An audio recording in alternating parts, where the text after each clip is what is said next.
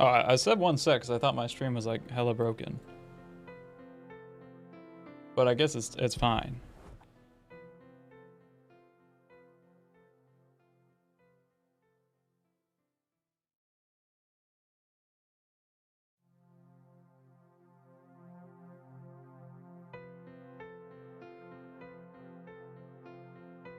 Who makes these terrible ink drawings for your videos, Jake? Why you gotta put it like that, man? What if the real artist was inside? He's right in front of your eyes the whole time and you just never knew. What if your real love was just was right in front of you? Would you still phrase it like that? I don't think so.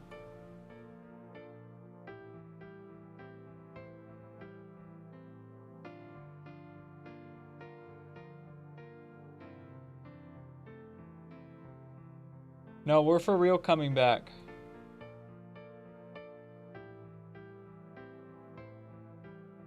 Wait, you're right. We're not so back yet. We're coming back.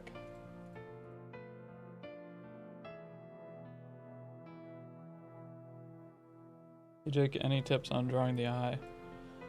I got a crazy stream for you.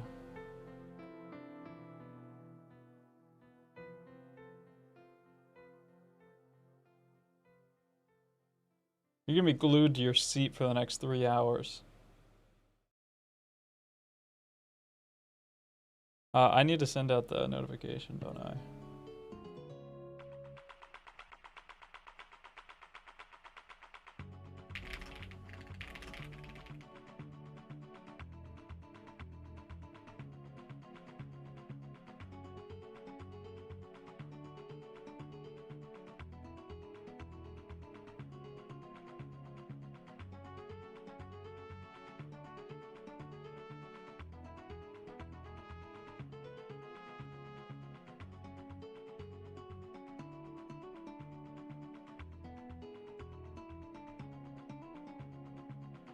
What a banger song.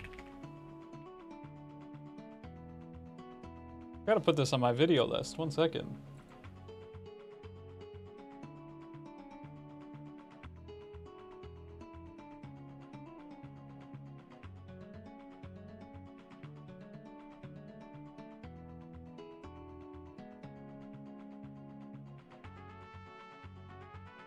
The red block is apparently, it said it was like a, it's just labeled JDD meme. I think I took the file off my desktop, so now we're doing red block therapy. It's like red light therapy, but a little bit cheaper.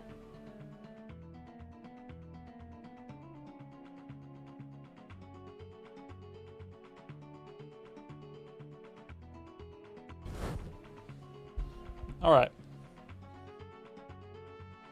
Welcome everybody to the Jake Don't Draw live stream Super Show Experience Extravaganza Bonanza Super Splash Special Edition Super Soaker Wet and Wild Gone Wild Crazy Edition. This is for the art challenge. I have 2 of my faces on the screen. How do I normally do that? I normally block my face. There we go. It's for the art challenge. You guys know what it is. We got a whole lot of new submitters this time though, and that's actually pretty cool. I like seeing all the new faces come into chat.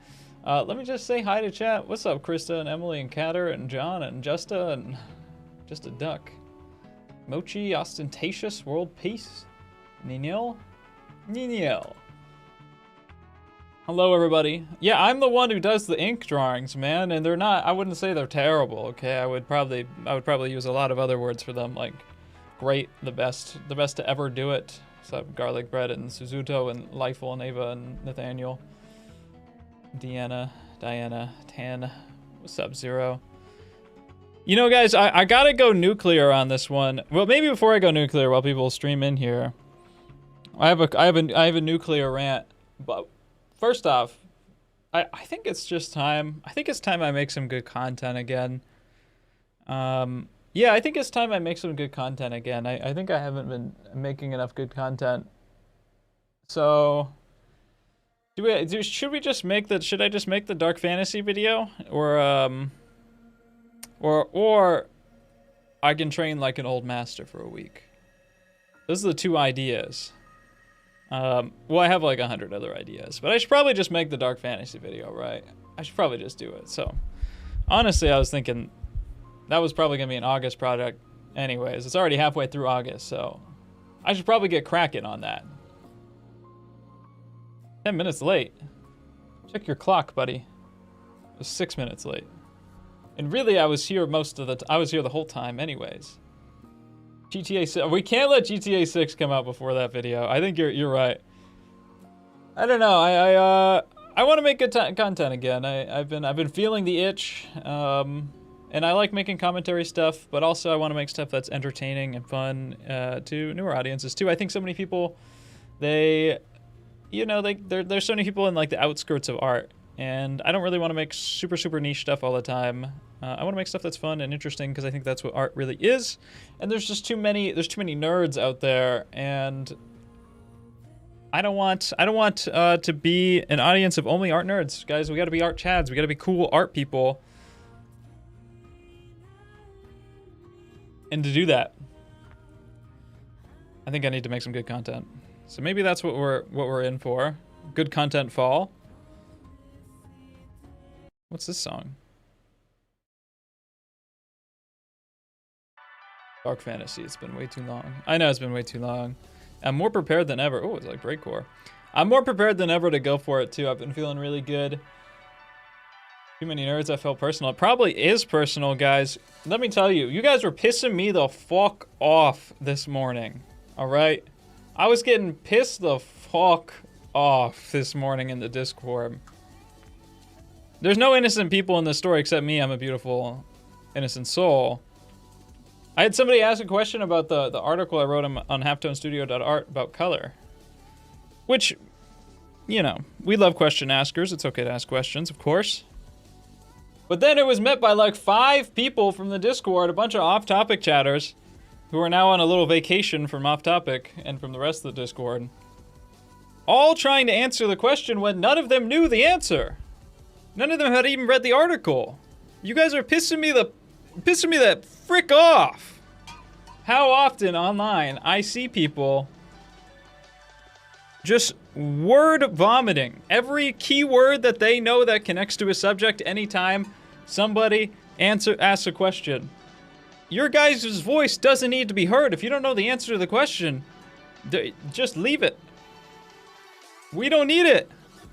It drives me crazy. Every Instagram comment section is like this. Every just social media comment section is like this. Anytime somebody has a question, it's just everyone just saying the first like keywords in their mind that connect to that subject. Okay? That's not how answering works. You actually have to understand what is even going on. We can't have a discussion of 5 people talking about an article when none of those people have read it. And it drives me crazy. I see it when people talk about color. I see it when people talking about everywhere. Oh my god, bro. No 15-year-olds in chat. I have a quote for you of Degas. Well, maybe one day I'll hear it, buddy.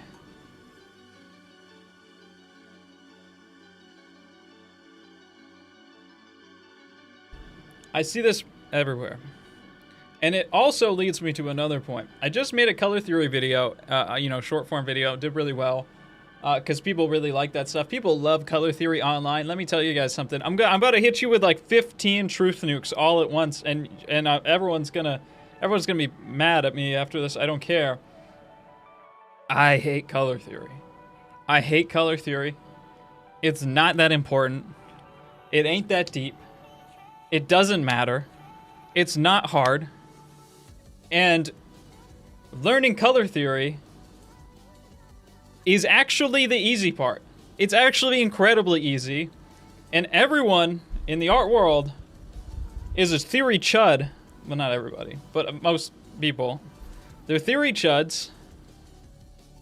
People learn color theory because all you have to do to learn color theory is just memorize facts.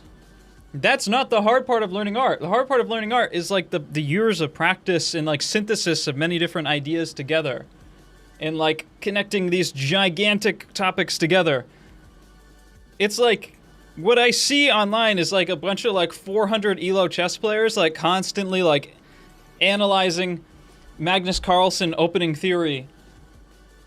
Guys, just don't throw your queen like 5 moves in and like you're gonna start winning, right? It's just like checks captures attacks, right? Like just drop the whole opening theory. I know like there's a Ornable in our Discord server. Beautiful. That guy's he's a Chad. He's a Chad. He's not a theory Chad. I played him in chess. He's 1600. Like this was like last year. I was only like 1100 or 1000 at the time, and he didn't know any opening theory at all. He kicked my ass. He's like 1600 player. That's a really good chess player. The point is, you really don't need to know much theory at all, because the things that you need to know are how to synthesize things together and use them to your advantage. Learning the theory, memorizing little factoids is the easy part, and it makes you feel smart, and it's easier than practicing, so that's what people obsess with.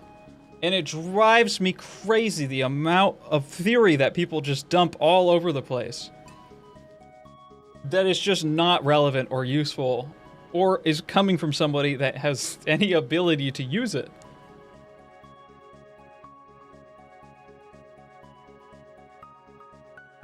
I just started color theory and digital art. I don't understand the different layer types and stuff. And 1600 elo. If you're 1600 elo, you're fine. You'll figure it out.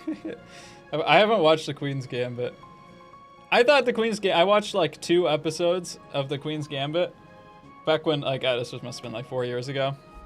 And I was like, oh, cool. Like, I like chess a little bit. I played for like 3 months, 4 months, like seriously, chess. And I hit like 1100 and I stopped playing.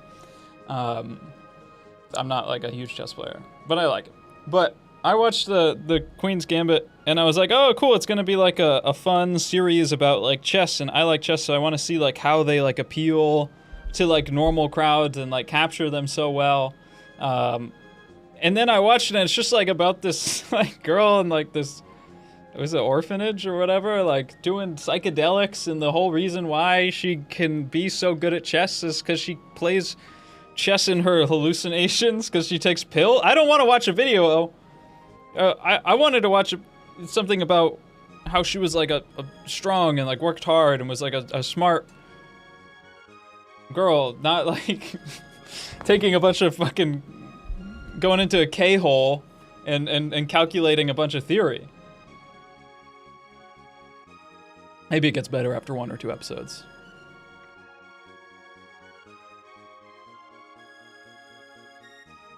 Color theory does seem to do numbers on short form videos. Yeah, it does. People like color theory because it's the fastest way that you can get into art and feel like you know something that is like niche and smart. Because it's the easiest way to just get in there and like memorize some sort of like weird factoid thing, and then you're like, now I know art. You don't, I really think you probably don't know it if you can't apply it. I think that your theory and your application have to be, like this with each other, going up over time, right? You can't just do like theory forever and then like all of a sudden your art catches up, because it just sits down here forever, and I really don't even think you know all this stuff as well as you think you do. You're just like a fact memorizer.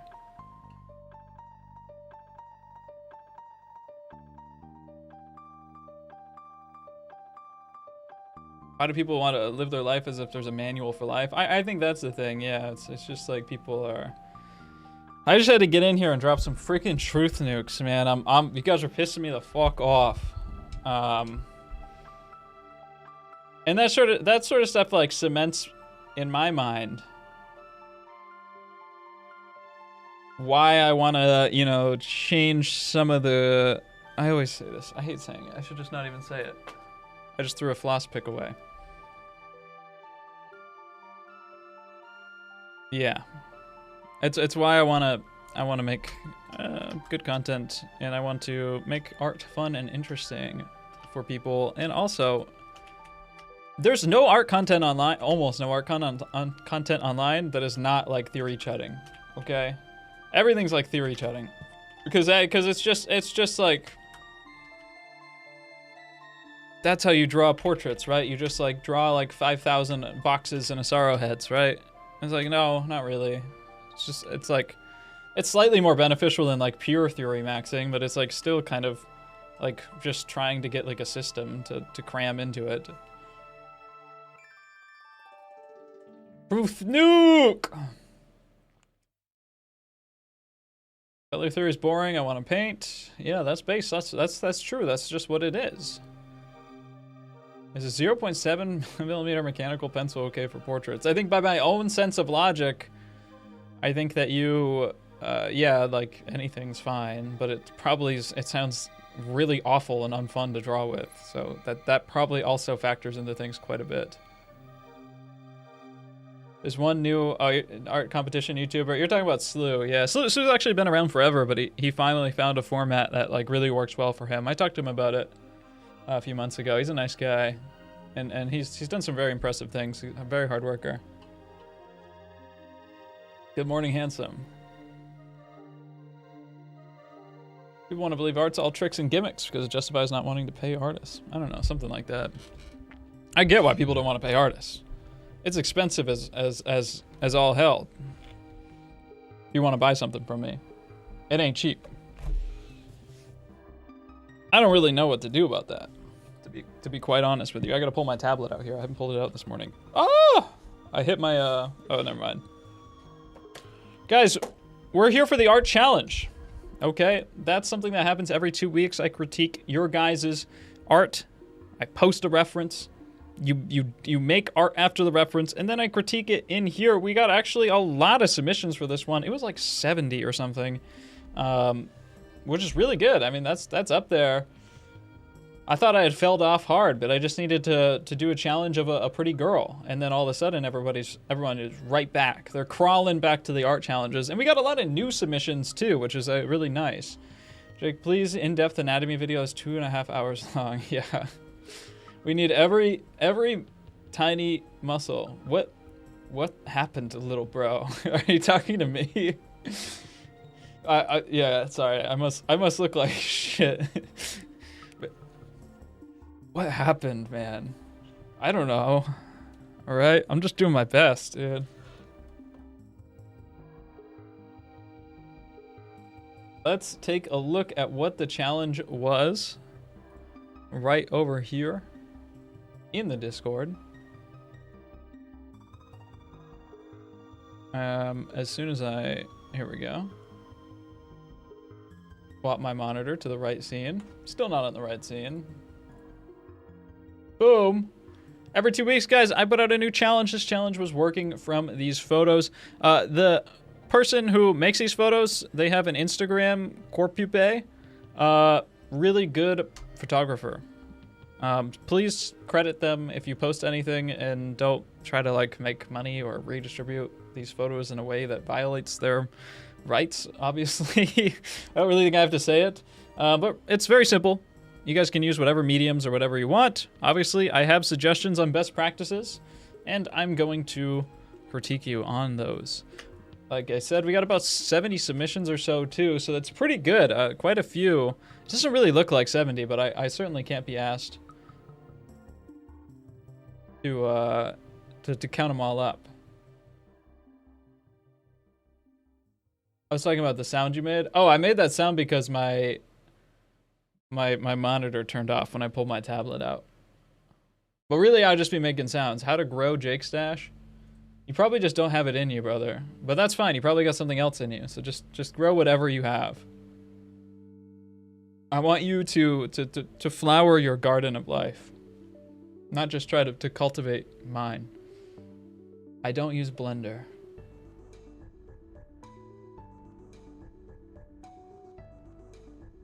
Let's see if I wrote anything else. Here's what I wanted to say, too, real quick, before we get into these critiques, everybody. I want to say something just once and for all. Some are too afraid to say it. Maybe I have been in the past. Oil painting has so much aura. It is so much cooler. Oil painting and trad drawing, but especially oil painting, is just so much cooler than digital art. I'm sorry. You guys are mad right now. You're probably coping. You're probably seething. Classic digital artist behavior. It's just got negative aura. Now, there's a few exceptions to this rule. Probably no one fits in it. In this chat, at least. People like Craig Mullins, they have aura. Even though Craig Mullins is a digital painter, he gets it. He just gets it, and he has aura. All right? He's cool as fuck. There's a lot of other digital painters that are cool. I would say somebody even like Gen Z from Hades. Cool. Right? Most digital artists, they're just chud posting, they're just photocopying, they're just using all their little liquify tools. -1 billion aura, all right? It's just not as cool. It's just not as cool. That's fine. You know, that's just what it is. I'll still critique you the same. I'm just saying. If you want to participate, the link to the Discord is in the YouTube video description. There's 2 links there. If it says there's a problem when you try to join the Discord, it's not my problem. It's your problem and Discord's problem. There's a little piece of text you can read of causes for that problem. Read it. If it doesn't work, continue to figure it out. I don't know. I don't know what to tell you. The links do work, though.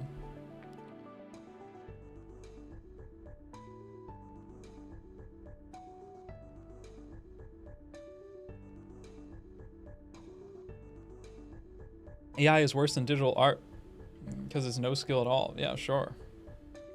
I would certainly put AI at the bottom of the cool ladder. Digital art, much higher. Oil painting, just like off the charts. Imagine knowing tens of people are painting. I mean, that's an artistic portrait account. They take photos and they post them. That's not just one person. They're a photographer. I didn't just find like a random person. I just saw this girl like sitting on a bench, and I was about 400 or 500 feet away with my telescopic lens, zooming in on her, getting the next art challenge references. It's legal, okay? It's legal. If you're out in the public, you're victim to that.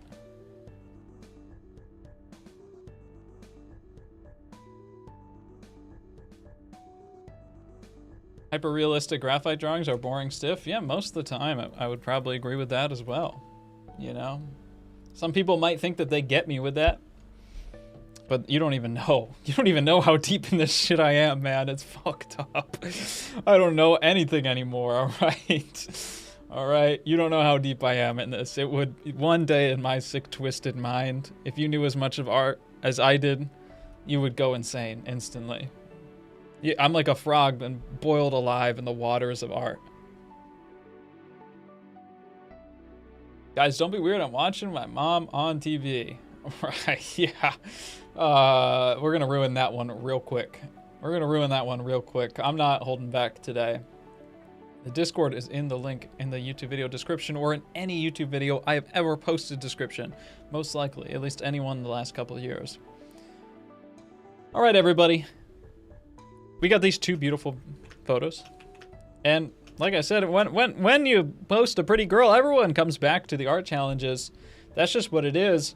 So we got to do like 10 more old men. We got to really whittle you guys down to your last bit of patience. That's how I'll know which ones of you are the most hardcore. Really nice photos though. The posing is really good. They feel very classical. The colors are pretty good too. I like the colors. And I can show you what I did before I go in and critique you guys. So you can decide if you want to take any advice from me at all. Because that's always optional, you know? It's always optional. All right, here is mine. You guys are over here behind me now. Very, very much glare. A lot of glare. Maybe I can just kind of... I'm limited by my headphone cord. Yep. Right over here. And we're coming in real tight on this shot. And now we're coming out real wide. Yeah, I want to kind of keep pushing on it. I did finish the Marie Mueller challenge from last week, or last 2 weeks ago as well. But that one's in my living room. So I'd have to go grab it. But I need to post it on Instagram. I want to take a good photo of that. Because it's impossible to photograph oil paintings without, you know, it's just an insane amount of glare unless I use my, like, freaking $1,000 camera and, like, get the angle perfect and, like edit it in Photoshop and stuff. But there we go. That's where we're at, everybody.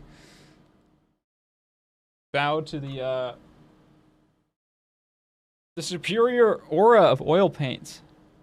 You know it's true. There's texture.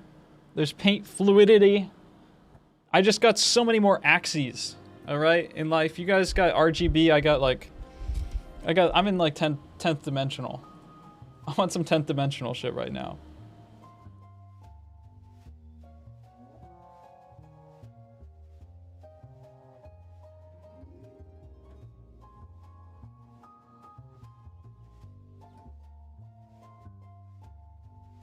I'm reading the chat. I have to sell my soul to get into Discord. My morals don't allow me to access. You needed to know. Your morals don't allow you to access. You have a religious exemption from joining the Discord. That's awesome. The Canson oil paper you work on. Wait, guys, I saw an art question. Everybody hold on. We need to read this. The Canson oil paper you work on, it has some sort of fabric texture on it. I got some, but mine is super smooth. Yeah, I mean, it just has like a stamped, like a cotton, or like a linen canvas texture. I don't think like actual fabric or anything like that. I think they just literally like stamp the texture on, but it feels decent. It feels good enough.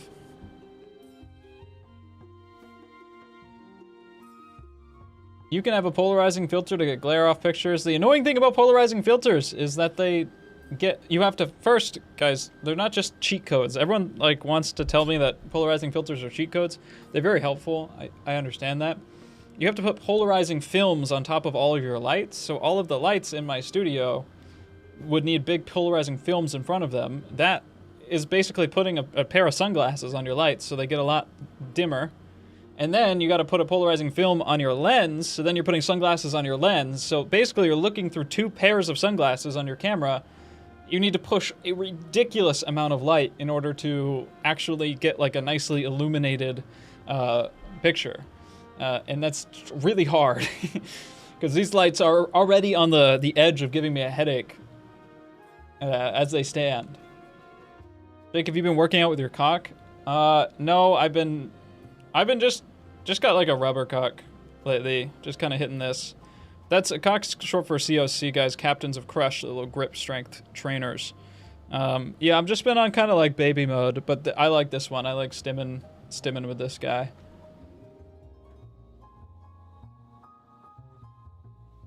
Oh well, I don't know what I'm talking about. I just saw a reel about it once. Literally everyone on the internet ever. Literally everyone on the internet at any point ever. Does watercolor have aura? Watercolor can have aura, but you have to be like insanely good to have watercolor aura. Otherwise, you're just like using the hardest medium ever and not succeeding. But if you're really good at watercolor, yeah, it's swag. And it's swag.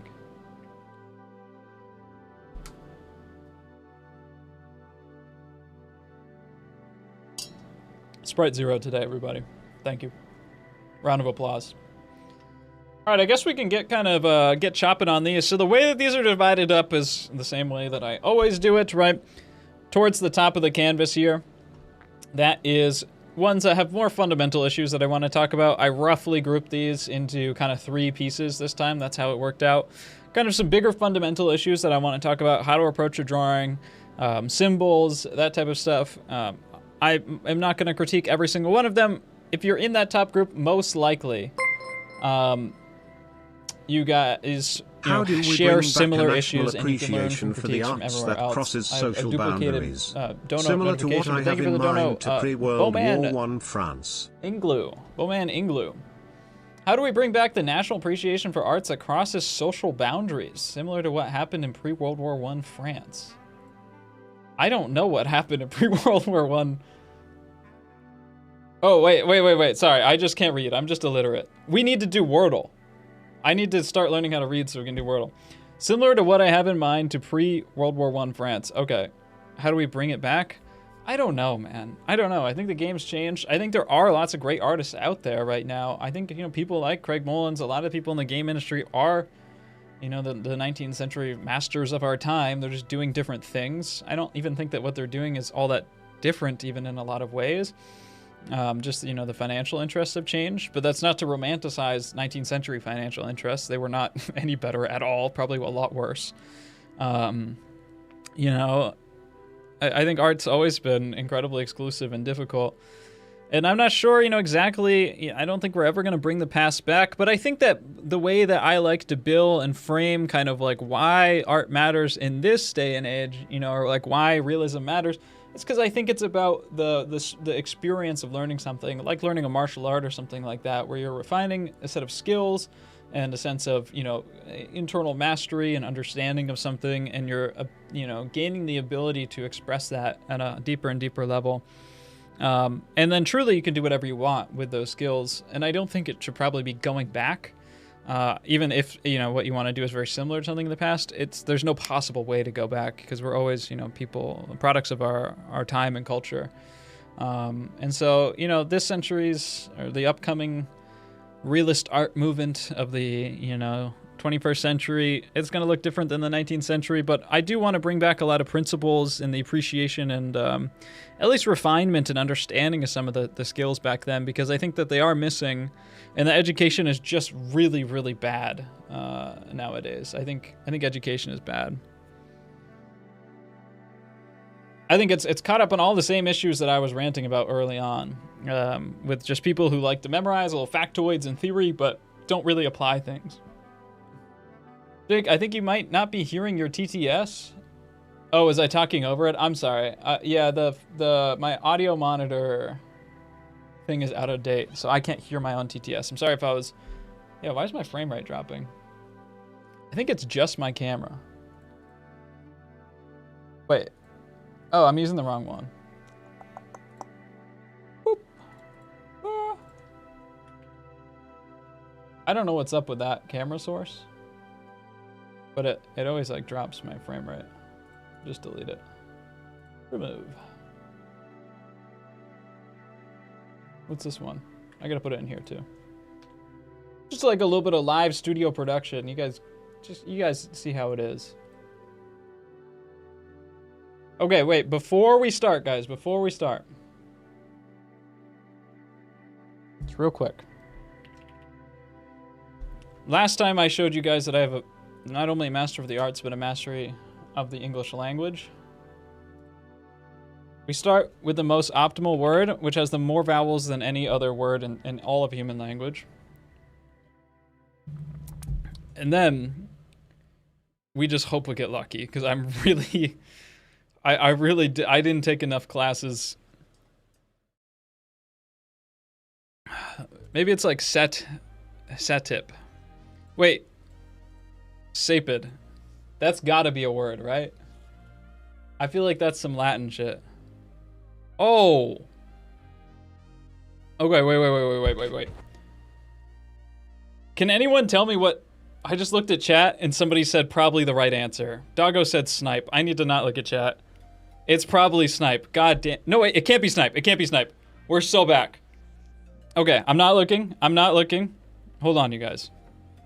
Sapid. Cool word, right? And I think what's more important about Wordle is just getting cool words. This probably starts with an A. It might start with like another consonant. There's got to be a P in there somewhere, and we know where it is already. That's probably an S here. Aspin. Aspit. Aspil. And then the most optimal way to do this is the brute force strategy. It's not really like... Okay, most likely... Wait, S couldn't be at the end. It's gotta be... You're never gonna have A at the end of a word. Probably you could have A at the end of a word. What word ends in Pia? There's no way. Scipia. Ascipia? No, that couldn't be it. It's got to start with A. A-S-P-I. It's got to... Aspia? Aspit, dude, I know that some of you freaking word nerds are just losing it in the chat. Some of us have like a more romantic, playful kind of appreciation for language like I do, and I don't need to confine myself to your so-called grammatical rules. It's gotta be a spit. Asper? It has to be something like this, right? Oh, wait, we could repeat a letter. No, but we can't. SP? Aspip? It can't be. It can't be. There's no word in the human language that goes asp. So maybe it's something new. And then it's gotta be S. Yeah, P-I-A.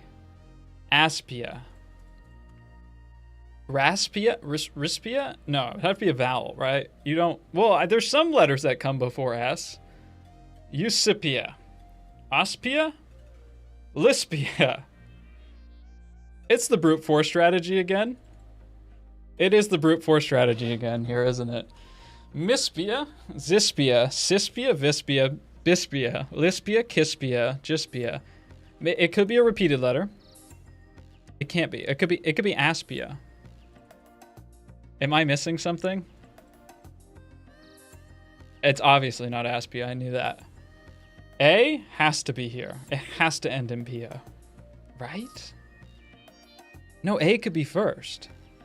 A, S, P, I. Oh, we've already been here.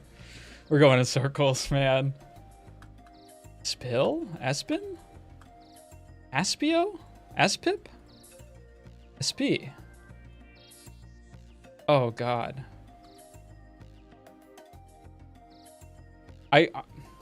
One of these days I'm going to learn how to spell, man. It's going to change mostly just my life.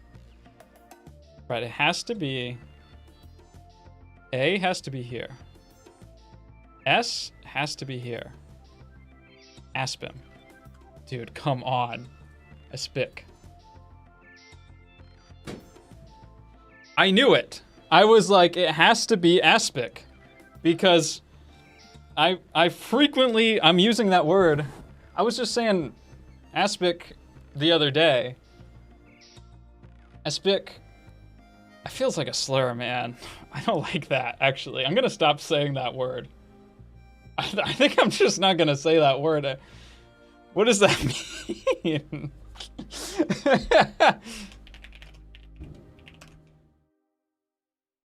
It's a species of lavender? Dude, Wordle's just chill, man. There's too many sweats. Molded meat gelatin? I don't want any molds in my food at all. Let alone in my meat gelatin.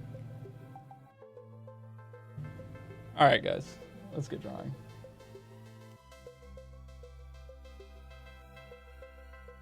Wait, I gotta scroll up the chat. Did anyone know that? Lapis? You guys were so wrong.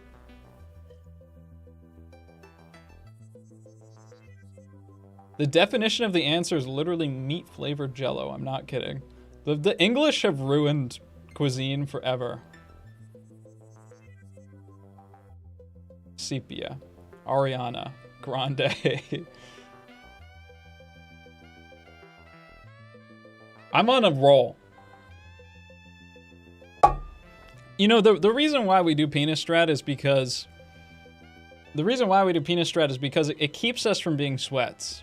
And you don't want to be a sweat in anything in life. You just want to, you need something in life to maintain the whimsy. You know, if you're not whimsical, like if you're just distilling the fun out of everything into the most optimal strategy, you're a nerd, you know, and you don't want to be a nerd.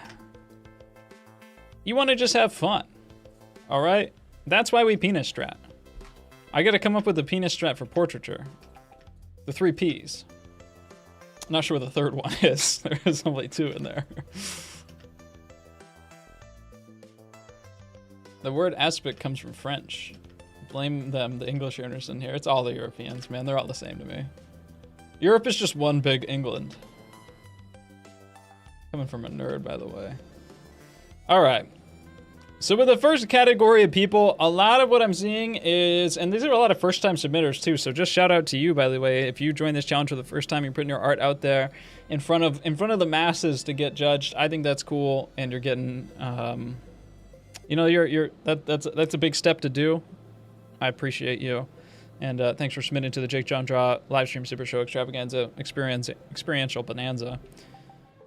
What I'm seeing with a lot of these is just fundamental approaches to the way that we think about portraiture and the way that we break down a portrait, right? And there's varying degrees within kind of these first two rows of people that know what they're doing.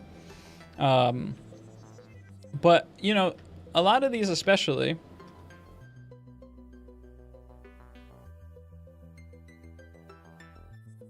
let me choose one. You know, this one's a nice one to do it with. I think I remember seeing the work in progress of this one in the art gen. You know, one thing that we want to do, I made a drawing layer, there it is. One thing that we want to do when we're drawing is we want to avoid symbols. So like we all grow up drawing symbols, right? When somebody asks you to draw an eye as a kid, you draw something like this. When somebody asks you to draw a sun, we draw something like this, right? But like, this actually isn't at all what an eye is. Like, you know, there's like hieroglyphics or whatever. There's hieroglyphics that look like an eye. I don't know why I just expected myself to be able to draw like a perfect Egyptian hieroglyph. But you guys know the one I'm talking about that looks like an eye. The problem is like, even though some of these are like, have varying abstractions of like how close they might actually look to the real thing, this just isn't an eye. It just doesn't really actually share that much in common. It's really not even much of an anime eye, because anime or stylized stuff still shares kind of more of a root in line, or at least most of it does, with something derived from reality. Let me turn down the music in my ears a little bit.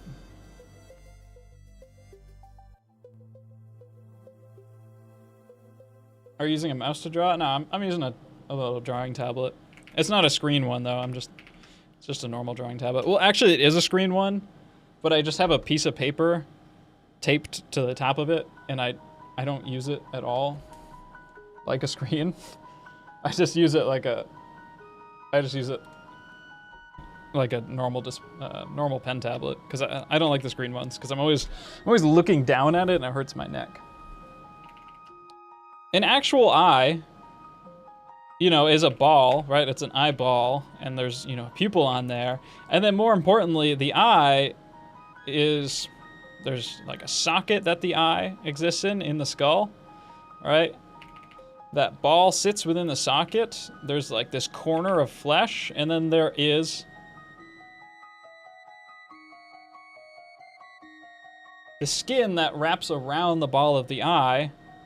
And there's thickness to this too. This is what makes something especially not a symbol, is having some suggestion of thickness. All right, so if we were to come down this eye socket, right, we go over the top of the eye. Let me make this bright red. We go over the top of the eye, and then we curve in and we hit the underside of the eyelid right in here. And then we go across the eyeball, which we can do this way. And then we go over the top of the bottom eyelid, and then we go down. And, you know, this will close over the top. This is what happens, right? If you have like a golf ball or something, and it has like a thick skin on top of it, but it's fully sealed. This is a horrifying description. And you were to like take a box cutter and cut through the top level of the skin, it would open up something like this, and you'd see that cut into the skin. It's the same thing here, where you have that top and bottom cut. This is just like much wider, right? It goes out to the corner of the eye. So a lot of people, when they're drawing, especially as a beginner, you know, they might draw down the face. They might get something that looks somewhat like, you know, the shape of the portrait. But then they get to the point where they draw eyes, and they kind of just slap on these symbols and like try to align them as correctly as possible. But they always look flat. And that's because the face isn't 2D, right?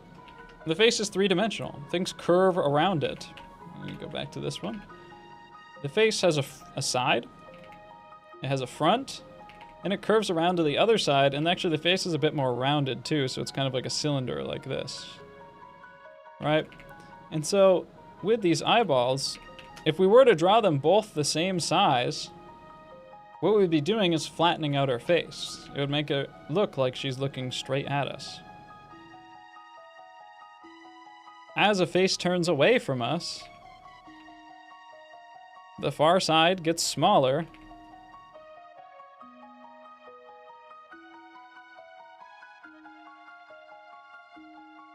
until we can't see the far side at all anymore.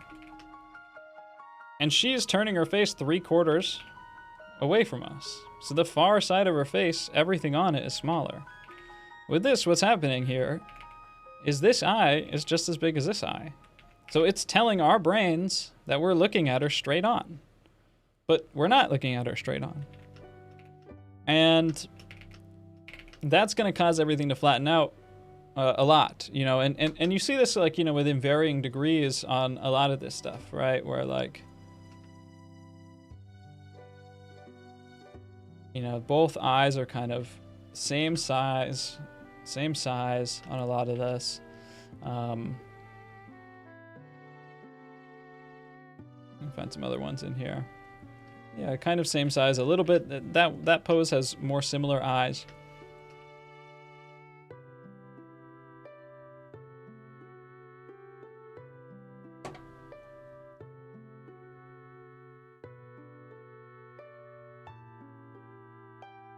Did you put paper on it so it doesn't glide weird? I just like the texture of the paper. I like the texture of the paper.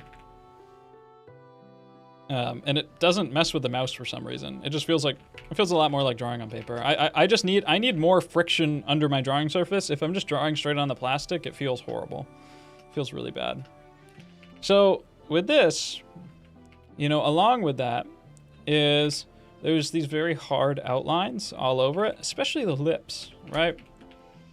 And outlines are like another symbol or cartoony thing that we do, but you know, in real life, things don't actually really have that many outlines. There are outlines, but they're not pure black, right? Like, one thing that I don't like is when people say that like real life doesn't have any outlines.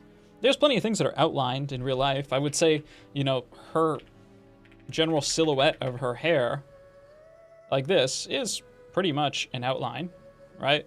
It's a pretty strong contrast. An outline is just where one thing is in front of another thing, and you can see that clearly, right?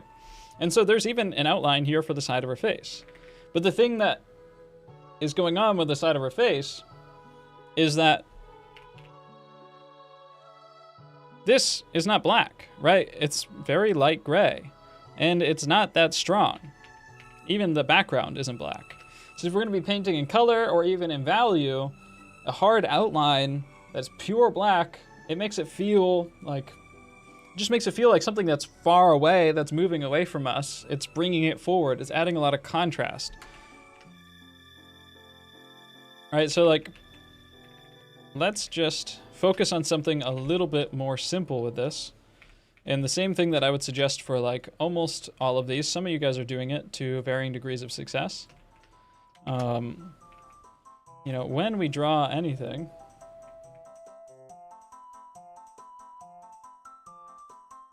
front lit objects often seem to be outlined as the form turns away from the light at the edges. Yeah, definitely.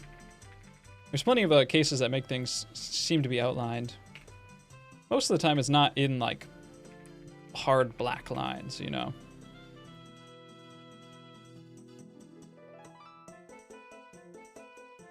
What we want to convey with this, right? And the way that we want to approach pretty much any drawing is that we can make things feel 3D. Let's do it this way. things that have light hitting them feel 3D. Okay? When there is light and when there is shadow, it makes things feel three-dimensional. And so ultimately, with her head, we need to make it feel like it's getting hit by a strong, consistent source of light, just like it is in the photo.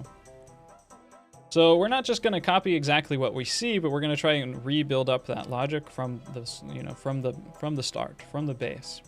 We're going to understand the principles that build her head and then rebuild it rather than just kind of copying exactly what we see. So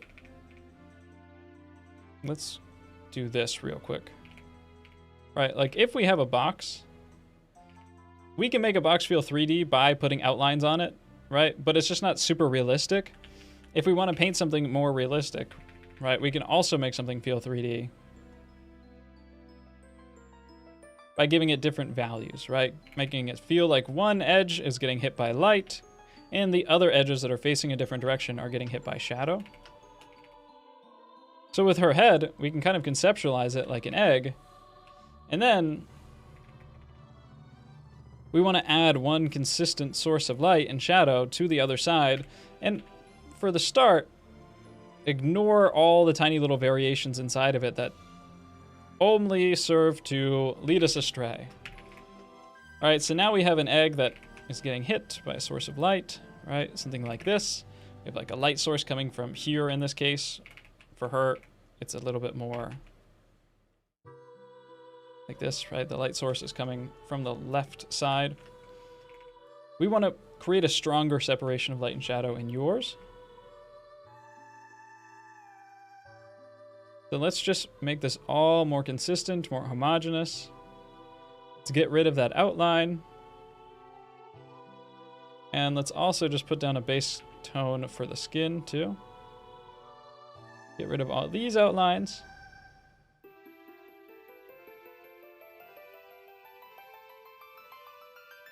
Right, there's no outlines even for the flower, right? Like, there's no black anywhere in this flower, so there shouldn't be black anywhere, in your flower.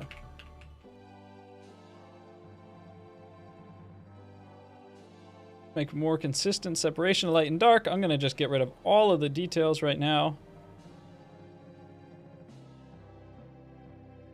And there's some darkness under her chin. I'm just going to group it together. There's more variation, in real life.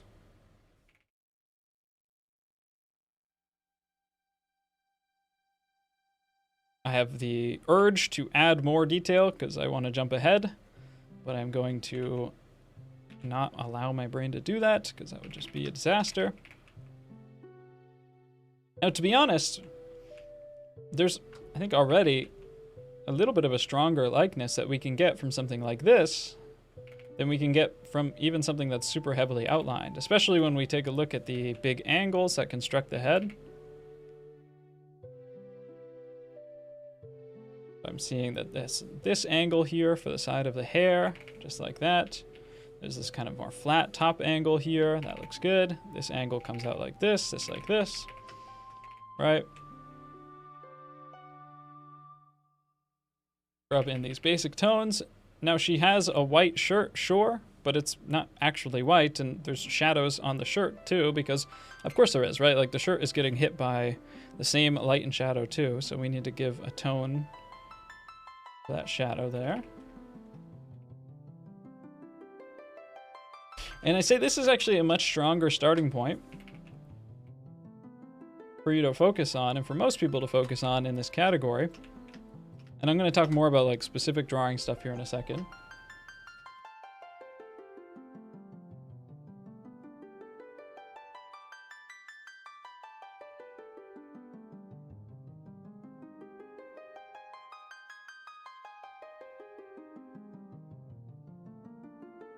I have trouble with masking shadows in right color. I just use dark brown.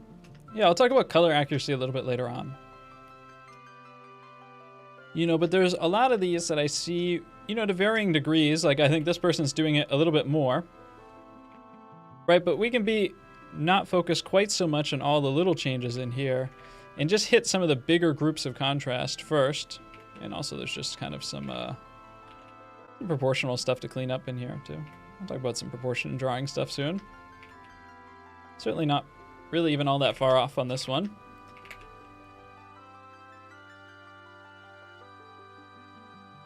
This is another good example of one that just doesn't have a good strong separation of light and dark, so it confuses our eyes. Right?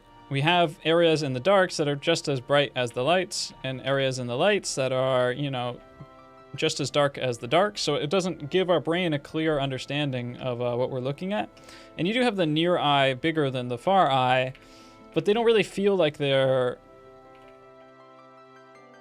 They feel like they're not fully engaging with the form. And let me talk about that. Boom. Boom.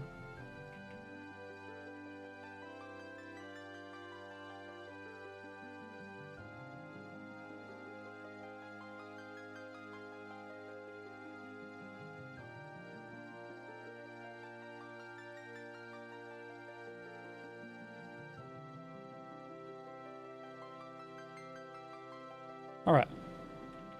So what we have here in this one is a head that is slightly tilted down and 3/4 to the right, right? We can say like a head is roughly an egg when it looks straight at us. It's roughly an egg with the center line going straight down the middle. The eyes are equally big on either side. If that head were to tilt to the side a little bit, that center line moves to the side a little bit. And the eye on the right side gets a little bit smaller than the eye on the left side. If we were to tilt the head down a little bit, well, it's just the same thing, but tilted downwards. And then there's one important note, and that's that the head isn't just an egg. It is kind of from the front when you look at me like this, but we actually all have a brain, hopefully. Maybe not some of the people in my comment sections, but the head is a more oblong. When we're looking at the head from the side, let me put like put an eye on there so you can tell. All right, the head is long. It's kind of, actually, it can be pretty square. About as tall from here to here as it is wide from here to here. And so the thing is when you start to turn the head more and more and more, you start to see some of the back of the head poke out, and it gets a bit wider. Let me grab Skelly, I can show you this.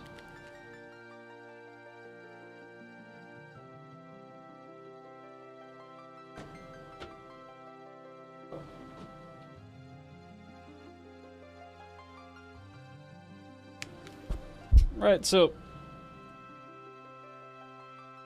if the head was just like a straight up egg, then we wouldn't have all of this from back, right? It's about as long as it is tall. About as long as it is tall, give or take. And as we look at it straight at it, you don't see any of that extra cranium. But as Skelly turns his head more and more and more to the side, you see it get wider and wider and wider and wider until it's at its peak width. And then as we turn away, away, away, away, now we're going back to this, right? And then wider, wider, wider. So as somebody looks to the side, their head gets actually a little bit wider. That's just the back of their cranium peeking out. Bro, give that back. This is what happens to you when you don't turn in your art challenge assignments on time. That's potluckins right there.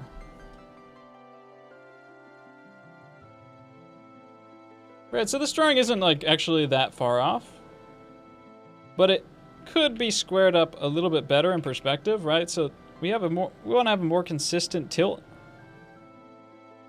for the side of the head here.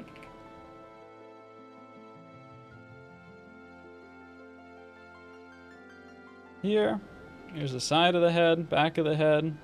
I'd say it's not too far off.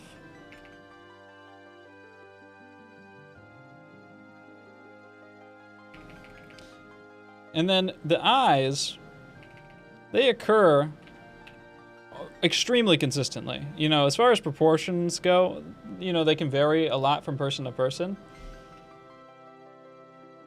But eyes occur extremely consistently from the halfway between the chin and the top of the head, like the center of the cranium. When you're looking at somebody straight on, that's just like the top of their head. But when they look down a little bit, it's not back here, it's right back here. So eyes very consistently occur about halfway between those 2 points. And I think you're looking like a little bit low.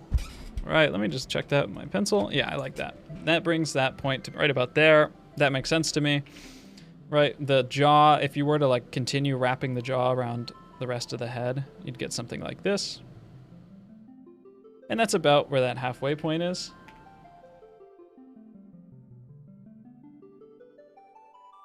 I'll drop it like slightly lower. Right, and that's where our eyes are gonna be. On this person. A little bit higher up. And I'd recommend, don't get yourself in trouble too early on. First off, draw bigger so you have way more space to work on this because it's just too difficult to do small. Don't get yourself in too much trouble early on. Just mark out where those eye sockets are, how wide everything is, how wide the side of the face is, roughly where the nose is. The nose is going to be, you know, if this is our brow line, the nose is going to be halfway to the chin, or the bottom of the nose is.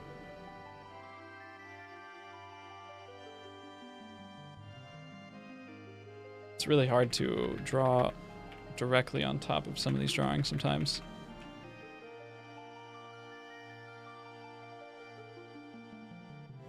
It gets so distracting. Being able to see like another set of features right under mine. Don't get yourself in too much trouble early on, you know, having to commit to everything like super perfectly. And we'll check, kind of make sure that we have the right amount of distance. It's right amount of distance. Like this is about like as long as like the nose, right? We want to just find anything else to compare it to. Yeah, and so I'd say there's probably about this amount of distance. This is where the brow is gonna go, the eyebrow. There's that amount of distance between the top of the head. Give it a little bit of extra room for the hair. And the ear. Go back here. You know, I don't think you're super far off, but I think you're a little bit low with the placement of some of those.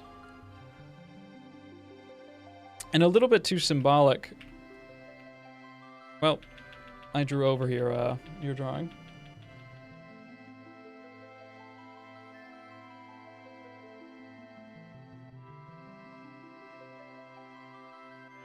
Wait, here it is. Just undo everything I did real quick.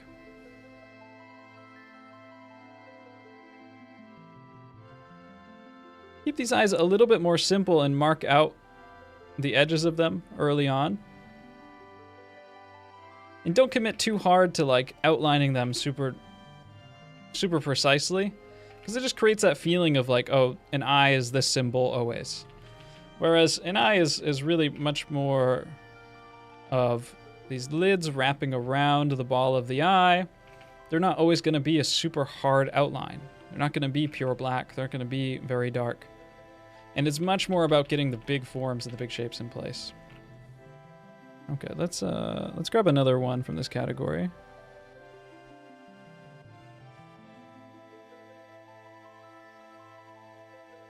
I'll put you over here.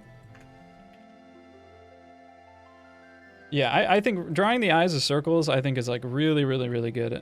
It's so much easier to wrap your head around.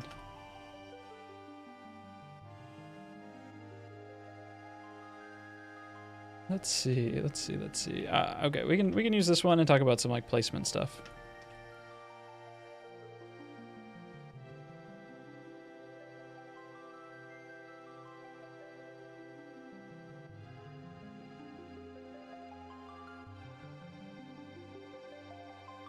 Right, so like kind of a similar thing happening. Are all the submissions here? I took submissions about an hour before I started the stream, maybe like an hour, 20 minutes before I started the stream. If you didn't make it in that time, I'm sorry. 70 other people did. Yours might not be on here. I haven't looked since.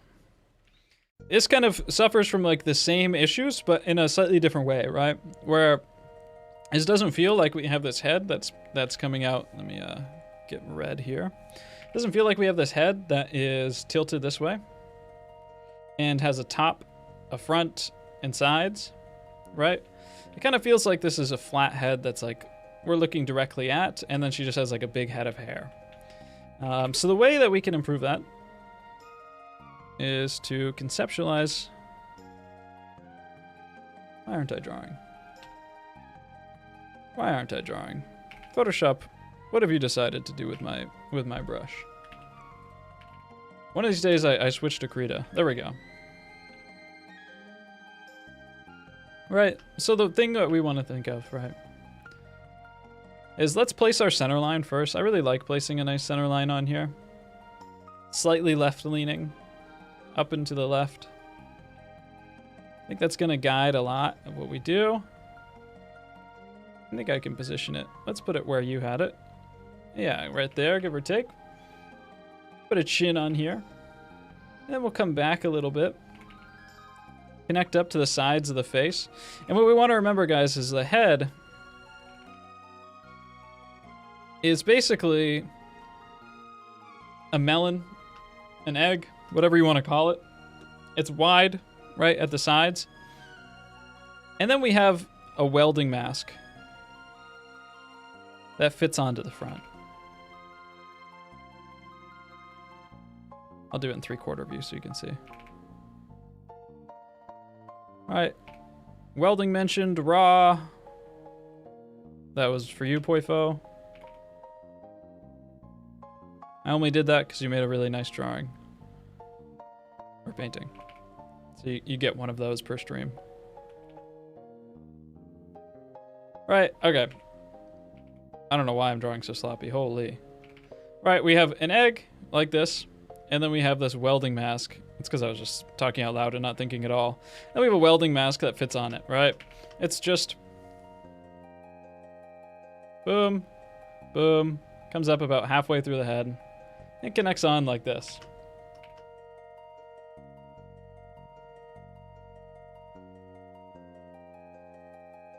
Huh, what happened? I do so much for the people and they don't appreciate me at all.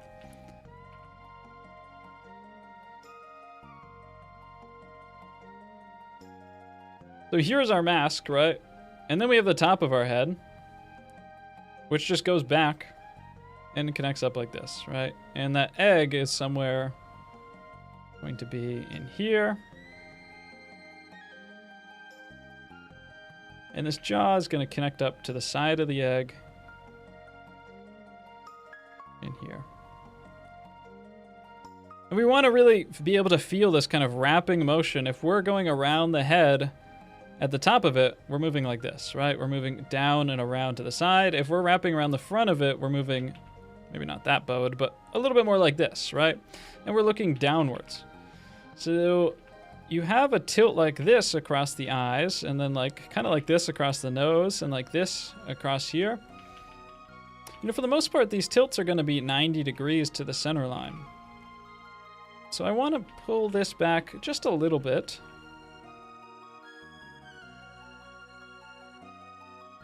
Right, the nose is going to have to follow that exact same tilt, and so will the mouth. You know, the edges of the mouth can curve and move slightly.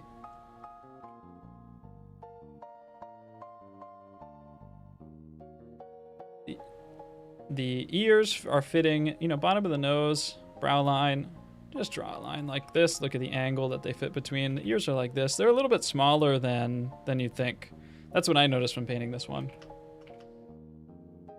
How important is it to just grind barg plates? Well, it's not important to just grind anything, but I think drawing some barg plates is a decent idea. I would do it in the way that I describe on my blog.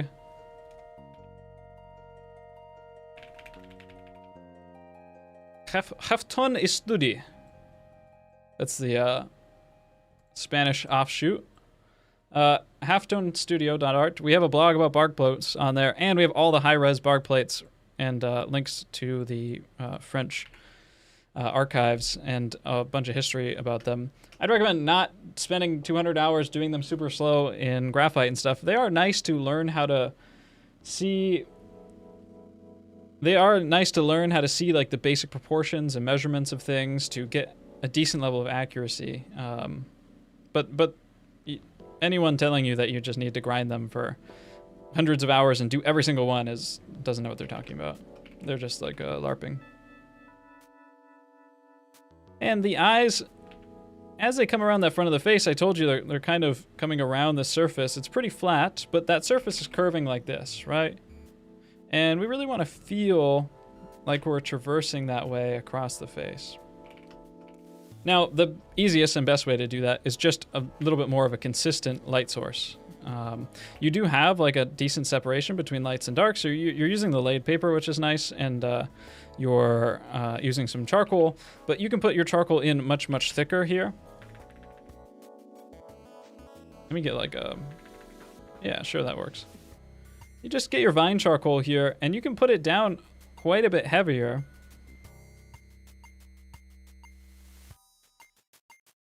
And really mark some of this stuff out a bit more and create a clear separation between light and dark. And you really want to keep track of like everywhere that is shadow and everywhere that is light. And don't let them mix. Don't let those values mix into each other, because it's just not possible for a shadow color or value to be in the lights for the most part. A shadow is the absence of light. And so anywhere where those shadow values are... Oh, that is not my smudge brush. Here's my smudge brush.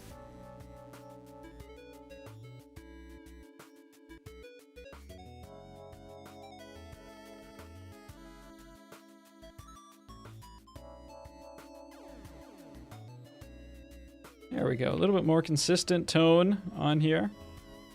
And I'm not gonna like overly smudge this either. That would also be a mistake to just like soften everything just because you think that things should be soft.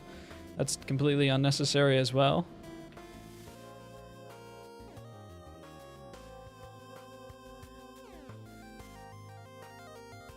And keep putting down, you know, it's always going to be surprising just how much material you have to put down on the paper.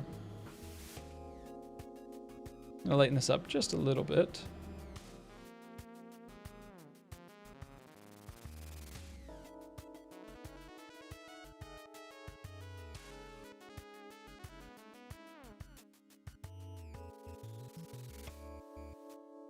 Right, and then once we correct the tilt of these eyes, which let me just do it right on yours. And I will lasso tool here. Just grab this a little bit.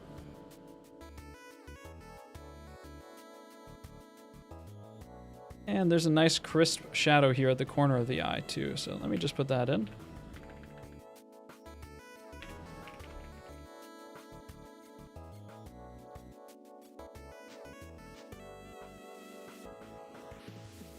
And clean this up just a little bit.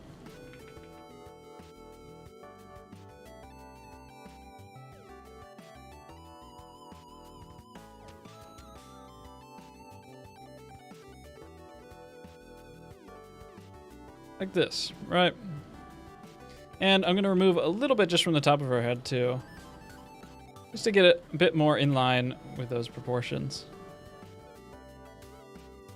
And now we have a much more 3D drawing. I really didn't do that much too. Like you're not as far off as you think. But you mostly just need to really pay attention to getting those alignments right. Consistent shadows.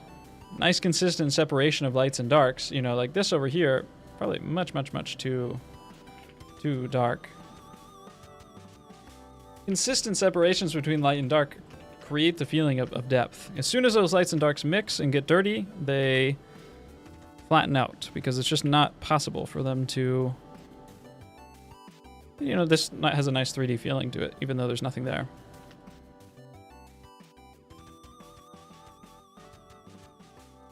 A halftone, yeah, it's just a tone between light and shadow. It is a light, you know, it is a version of a type of light. Or, you know, just any value in between the highlights and the shadows, technically.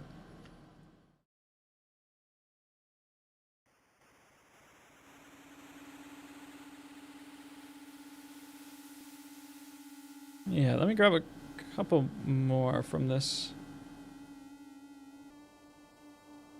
I think this one has like a lot of the I think this is like nicer. There's some nicer application here, but it suffers from like a lot of the same issues. You know, and somebody mentioned it in chat, but I would also recommend this. I think if you go to like simplified Loomis head, if you Google like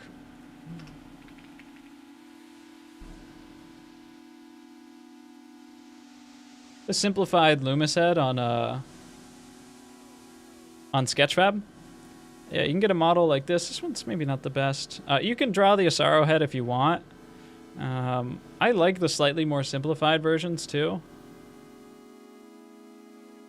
I'm not going to find the one that I want exactly, I suppose. That's just the way that things go. Also, this planar skull would also be really great to draw as well. I'd recommend that just as much. But yeah, you can draw something like this. You can come to here and for free just like draw a few different angles of a head like this. And get a better understanding of the structure and practice how these basic forms look from different angles, right? It's not about being able to perfectly recall every single plane, you know, the same way every single time. Every time you make a drawing, like that's kind of like the symptom. You don't have to like perfectly memorize it and then all of a sudden you'll be good.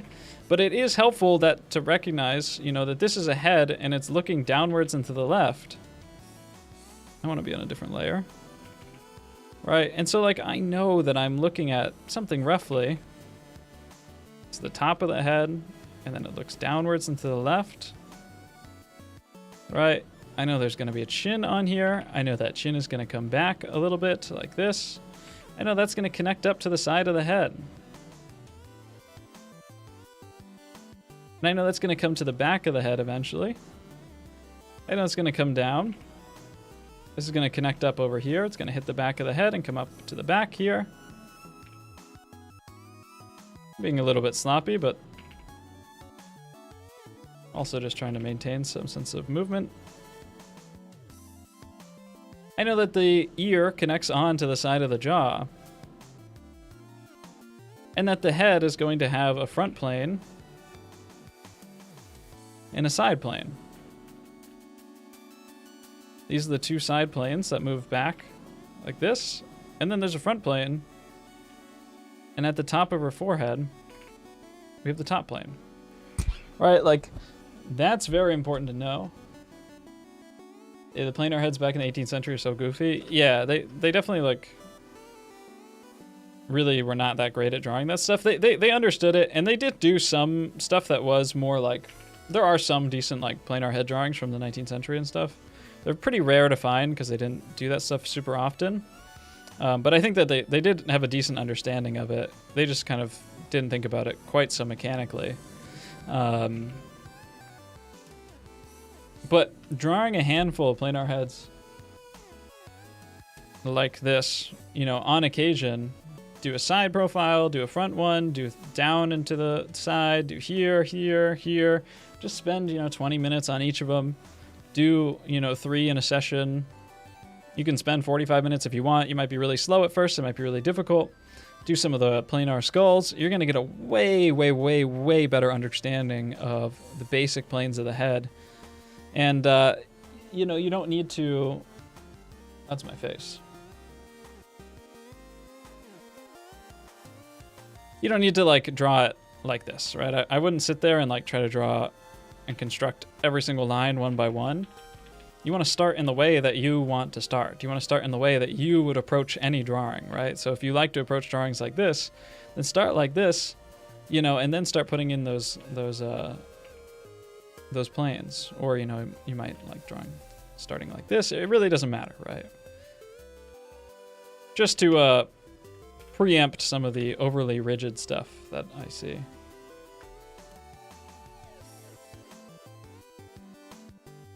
Is there a huge difference between working from casts and photos and working from real models? Yeah, there is a difference. I think you can get really good without working from models. If you don't have access. And, just working for models doesn't automatically make you better or make you have better training. There's a lot of people that work for models that are just, you know, ultimately it's the right type of practice, the right theory, the right way of approaching things, the right inspirations, and getting critiques and stuff like that. That makes a big difference. But yeah, working from real 3D things in real life definitely can help your understanding of that stuff. Especially when it comes to color too. I have a rough time seeing value when color is present. You know, that is also extremely hard in real life, and I think it just takes time and practice, which kind of sucks. And I would say, you know, working from photos might actually be easier for that. I think working from life just has so many extra variables to throw around when it comes to seeing color and getting values correctly.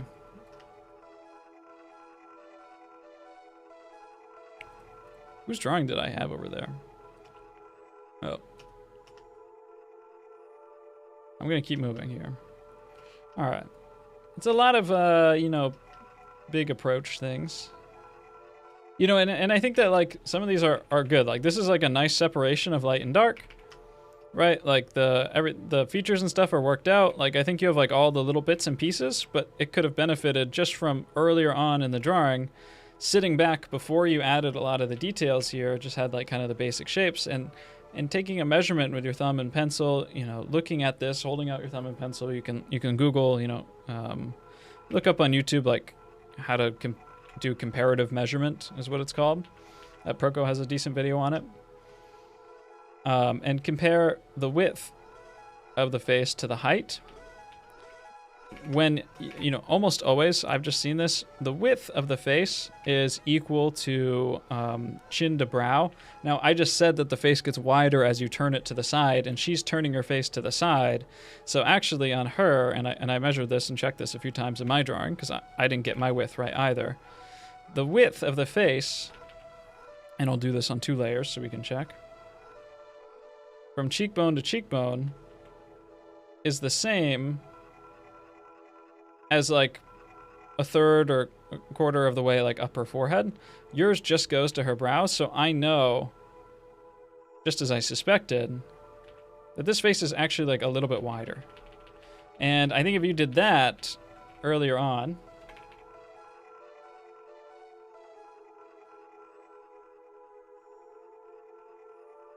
maybe a little bit too much, you'd be, like, way better. You'd be way closer, right? It makes a big difference, but it really does help a lot. Just a few extra proportional checks. You have to be able to sit back from your drawing and ask yourself, like, okay, like, what's wrong with this? And your brain might tell you, like, okay, it looks weird. Weird is like a value statement, or not really, sorry, it's not a value statement. It's like a judgment from your brain. It looks bad, it looks dumb, it looks fat, right? Like, you might say any of these words about any of your drawings, but, like, those can be traced back to something that does mean something, and that's our goal, right? We want to trace back, like, our feelings to something that we can use in a productive way. So if something looks, like, weird, or let's say somebody looks, your drawing looks fat, right? Well, if something looks that way, then it probably looks too wide, right? Or if she looked too thin before, too skinny before, well, then it might not be wide enough. We could also make it look taller by reducing the height, right? Like, if we cut in the top of the head like this, and, you know, earlier on in the process, like, shrunk down the features a little bit, add a little bit more hair on there, right? Like, all of a sudden, that makes her face look wider, because we reduced relatively the height. You can make something look wider by making it wider, or by reducing the height. You can make something look skinnier by increasing the height, stretching it out, or by shrinking the width. And it really doesn't matter which way you go. You just choose the easier one of the two, or the one that fits on your page better. But yeah, that I just solved that problem in the same way, but that's the same base problem, but in 2 different ways, right? And, you know, you're not far off. You just have to sit back, ask yourself how you feel about it, what doesn't feel right, and what you can improve, and how you can improve that. Adding some measurements and stuff like that helps out a lot. You know, the application isn't bad here. And there's a lot of stuff that I'm going to talk about in the next grouping that will apply to you.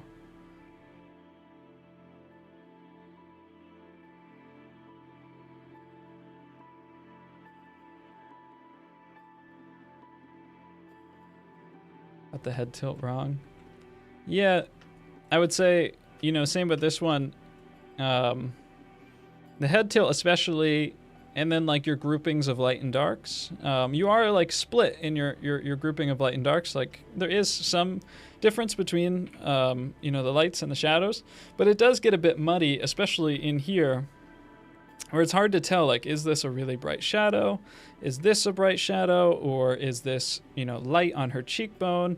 Is this shadow? You know, the color choices here are a bit green too. Doesn't look quite right. So we can increase the unity of our color groupings. And also probably make sure we take a little bit extra time to measure between, should be about, the nose should be halfway between the brow, give or take. It depends on some people, but I think she is about halfway, if I remember correctly.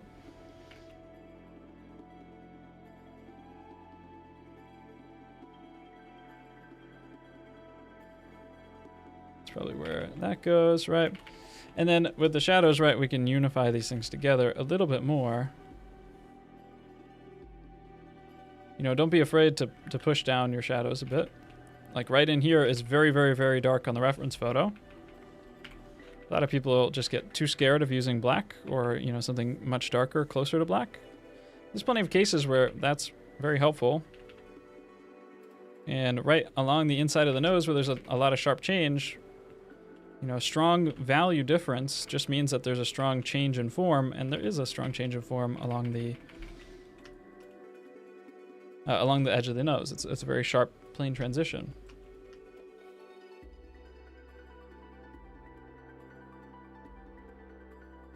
Right, and we can change, you know, I'm on my layer too. Yeah, the whole tilt of the head and stuff like that helps a lot. Let's do one final one. Let's do one final one from this category, and then I'll go to the next one. Yeah, maybe we'll do this one. First off, plus 1,000 aura for oil painting. It might be acrylic. I'll still give you a pass there. So much better than any of these digital chuds.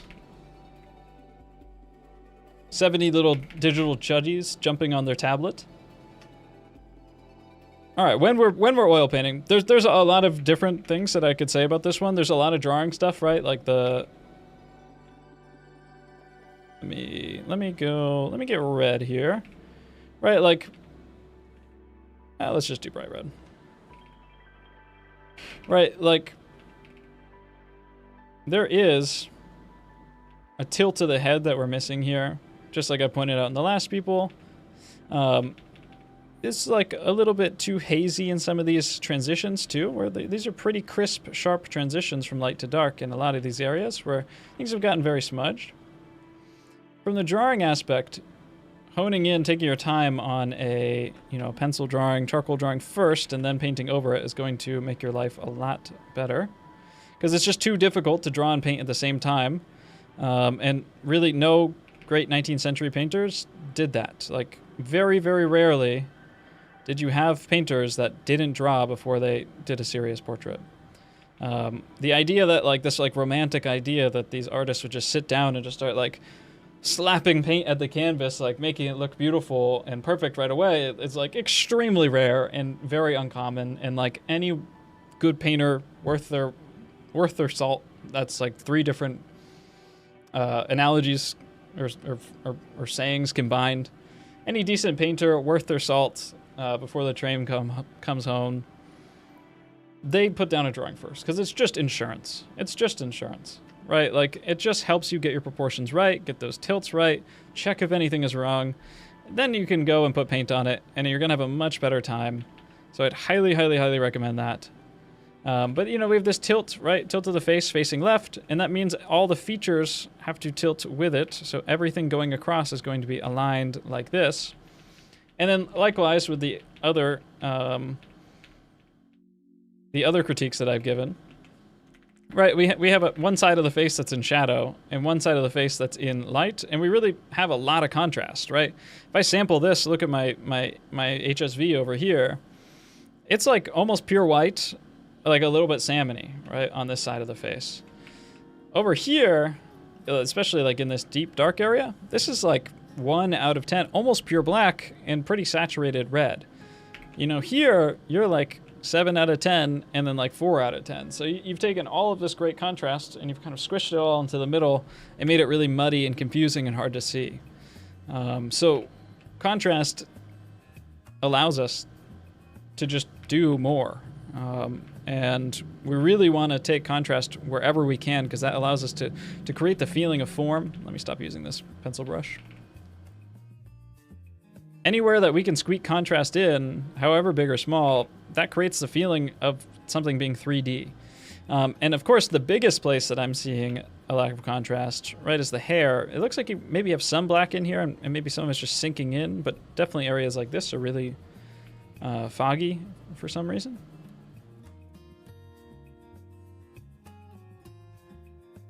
This is the easiest win you can do, and you should do it first, right? Like the first paintbrush strokes you put down on the canvas, just use pure black for the hair because it's like obviously pure black, and it's going to help you set up everything else. Okay, now looking at this, it really doesn't feel light enough. It doesn't feel red enough. Yeah, that's probably a little bit better.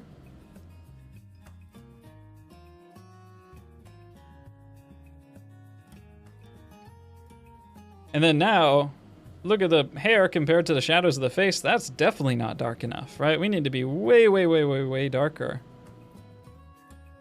In here, maybe we get a little bit lighter for the side of the face, a little bit more yellow. But really not that much. Doesn't matter how nice you get anything else on the portrait until this relationship is set up, right?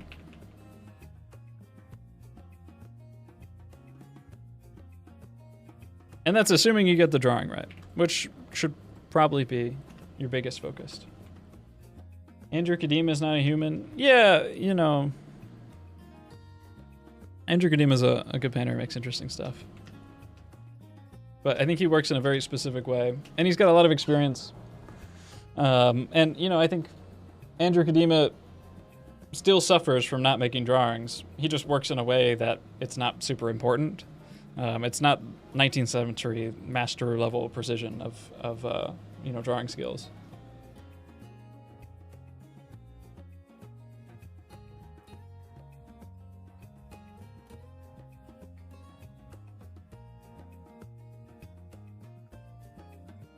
How do you get paintings to look like paintings in digital? A lot of people think you get paintings to look like trad paintings in digital by just using the right brushes and just trying to like use a lot of texture and stuff. The way you get paintings to look like paintings in digital is you don't do any of that stuff. You actually understand traditional or just fundamental art skills, of value, of good drawing skills, of good form skills, of understanding color at a really deep level. And you just actually know how to do it, and it doesn't matter which brush you can use. You can use airbrushes and hard round brush, whatever you want.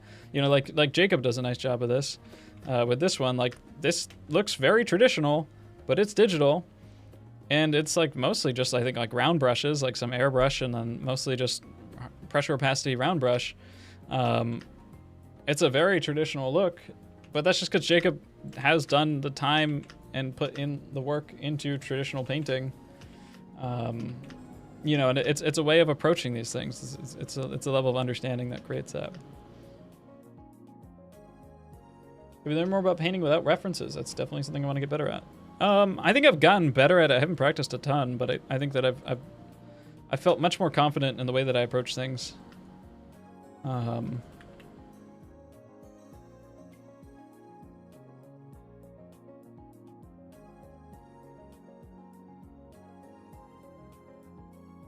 let's move on to the next category, guys. So, you know, for these two rows, what I was seeing is people that kind of understand that like basic process of finding those big angles, finding the, you know, the basic groups of light and dark, but are still kind of messing up on the proportions, are, you know, not quite as elegant with some of these things, or are messing up some of the relationships of light and dark, especially a lot of color issues in here, and a lot of process issues in here. So this one's a pretty good example of that.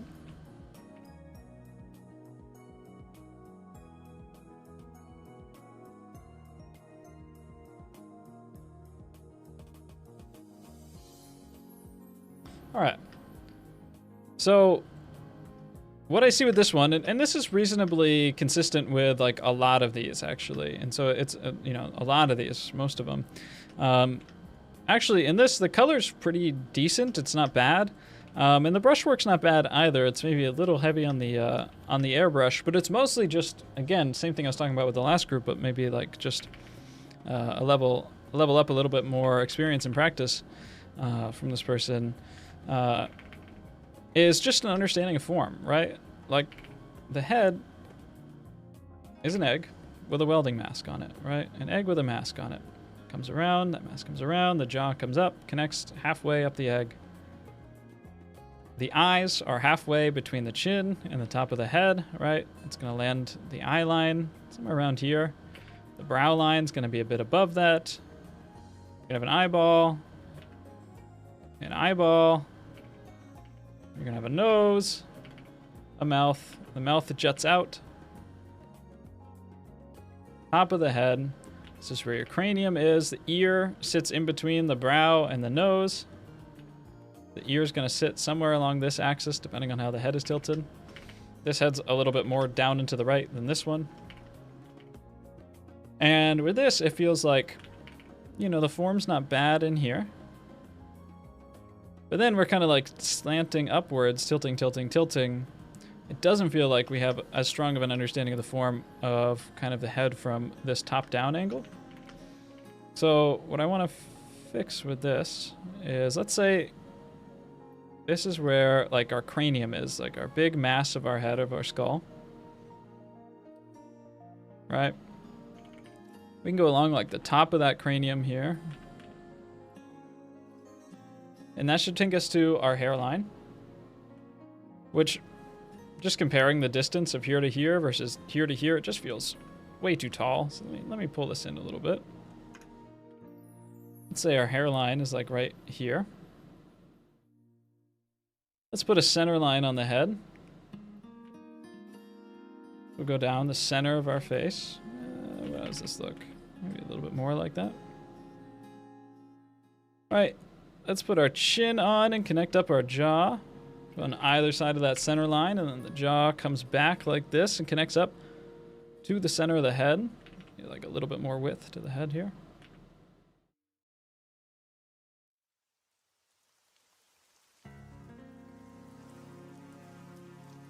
Ear is going to sit somewhere in here.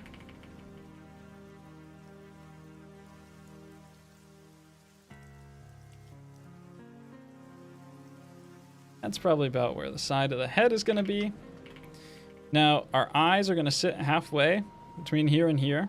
Which, you know, that doesn't look bad. That looks pretty right. I think there's like, most of the things on this are not bad. They're not far off. Our line across our features is moving at this angle.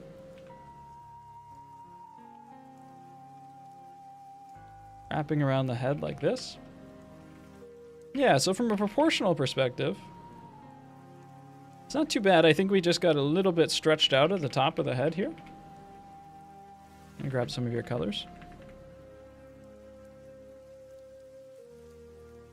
The light side of the face here. Let me take some of this black. Put the, just drop the hairline down a little bit. Maybe like this.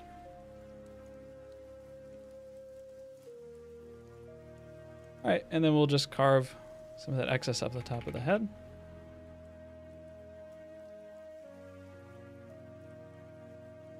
Not too bad. And then there's another thing that we want to emphasize on this one as well, is we have like a pretty reasonably consistent, like I said, it's the same issues as like the last group, but it's kind of a little bit more understanding than the last group of people, but it's the same issue.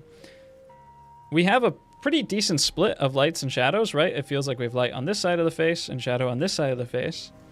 But then, for some reason, because we're focused on the eyes, because we want to render the eyes, we want to put that cool emerald green color in there, we totally forgot that the eyes are in the same group of lighting as everything else. And so she kind of has like glowing neon eyes, but this would be horrifying in real life, and it's just not the way that it looks. It has to fit within the shadow group like everything else, right? And the eyes are, you know, I don't want to necessarily say white, but they're like a white material. You know, if you have a, what's the best way to do this? If you have like a, yeah, I can just show on her, right? Her hair is very dark and it's very black. And so when her hair gets hit by light, like the light source coming from the top right here, it does get illuminated, right? It gets illuminated, but this is the light color on it. Her shirt is white. So the base color of her shirt, you know, is something like this. When it gets hit by the light, it gets a lighter, you know, maybe this is the base color. And then like, when it gets hit by the light, it still gets a highlight. It's lighter like that. And it does get a shadow, you know, but the shadows have a lot of bounce light in them, so the shadows aren't quite as dark. So the eyeball is lighter, it's white, than, you know, her skin. So it might not get quite as dark as her skin does in the shadow, but it's still going to be within that group. It's still going to be pretty close. It's not going to be kind of like glowing white. And it's always, always, always better to make your shadows and your lights more unified and more separate, right?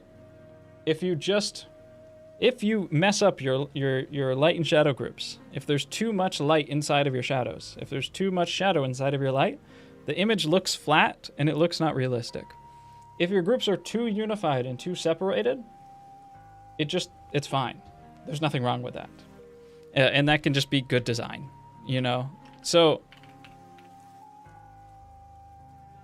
there's no harm in always keeping things nicely separated, right? Let's get some of these like little tweaks in here.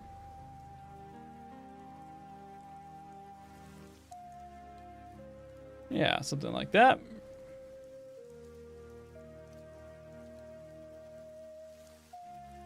Right. And then like, you know, some of the more of like the swooping shape we can get in here kind of tells me this is a little bit like harder to see right off the bat. But I can just feel that like this kind of swooping cheek shape in here wasn't quite soft enough and it looked like a little bit stretched out. And that just tells me that the side of the head here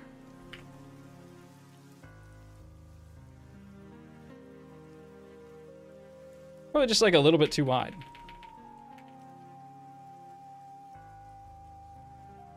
Maybe I brought it in a little bit too much there.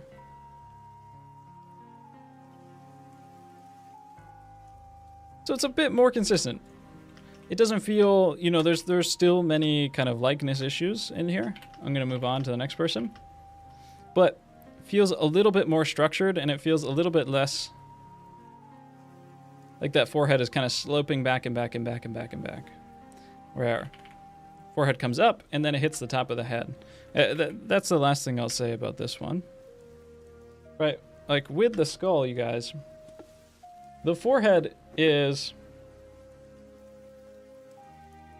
Do you just teach art or do you do advice and ethics as well? What sort of ethical dilemmas are you yeah, let's do a little ethics segment here. Does anyone have any like ethical dilemmas that they need my advice on? I'm kind of like I try to be like a one-stop shop. Like I'll give you like divorce attorney, art advice, ethics, kind of like morality, religion. I'll help you plan out your dinners if you want. It's a $5 super chat, and I'll let you know what to make for dinner.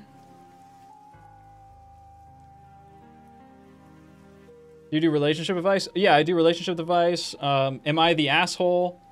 Like, especially am I the asshole? We probably like ready to do like 400 episodes of that. Would you rather have unlimited bacon but no more video games, or games, unlimited games but no more games? All I got is a skull in the world, man. Would you rather... Anytime I hear anyone asking about, like, bacon, I just brings me back to, like, 2012 Reddit, and I can't get out of my mind, like, when does the narwhal fucking bacon strips, like, 2012 was just, like, the best era for comedy, because you could just say anything, and it was the best thing in the world. It's fucking epic bacon sauce, Reddit, fucking sound off, narwhals, everything was so dope back then. Life was just beautiful. The head has a front, and it has a top and a sides. And the forehead it slants back. The forehead slopes back, but like a little bit, right? And then you hit the top of the head. The top of the head's like pretty flat. I mean, it goes up, and then it comes back, and then it goes down, right? Yeah, but Skibidi Phantom Riz. Yeah, true.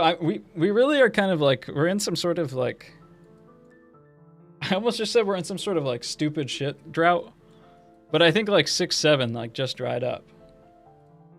And 6-7's kind of evergreen, if you ask me. 6-7's certainly more evergreen than like Skibidi Phantom Tax. Right, like the forehead's very flat, mostly angled up, right? And then the top of the head is pretty darn flat. It just kind of is a big plane change between the hairline and then the top of the head. That's the point I want to make here.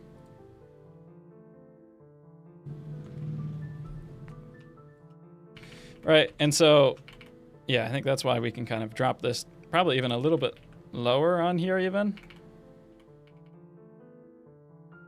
Something like that, right? Just to make it feel like there's a pretty strong angle change.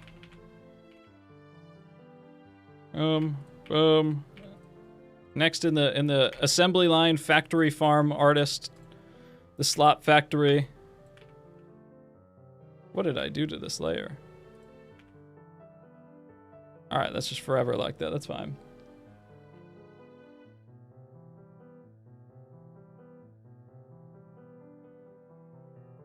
If I know I will eventually hurt someone, the more we interact, should I be around anyone at all? What are you, fucking Jeffrey Dahmer? Don't hurt her, man. Don't kill her. I think... just, like, put down the knife, man. Like, I don't know. Check inside of your fridge for, like, a severed head. Yeah, it might not be too late. If you're asking questions like that, though, I don't know.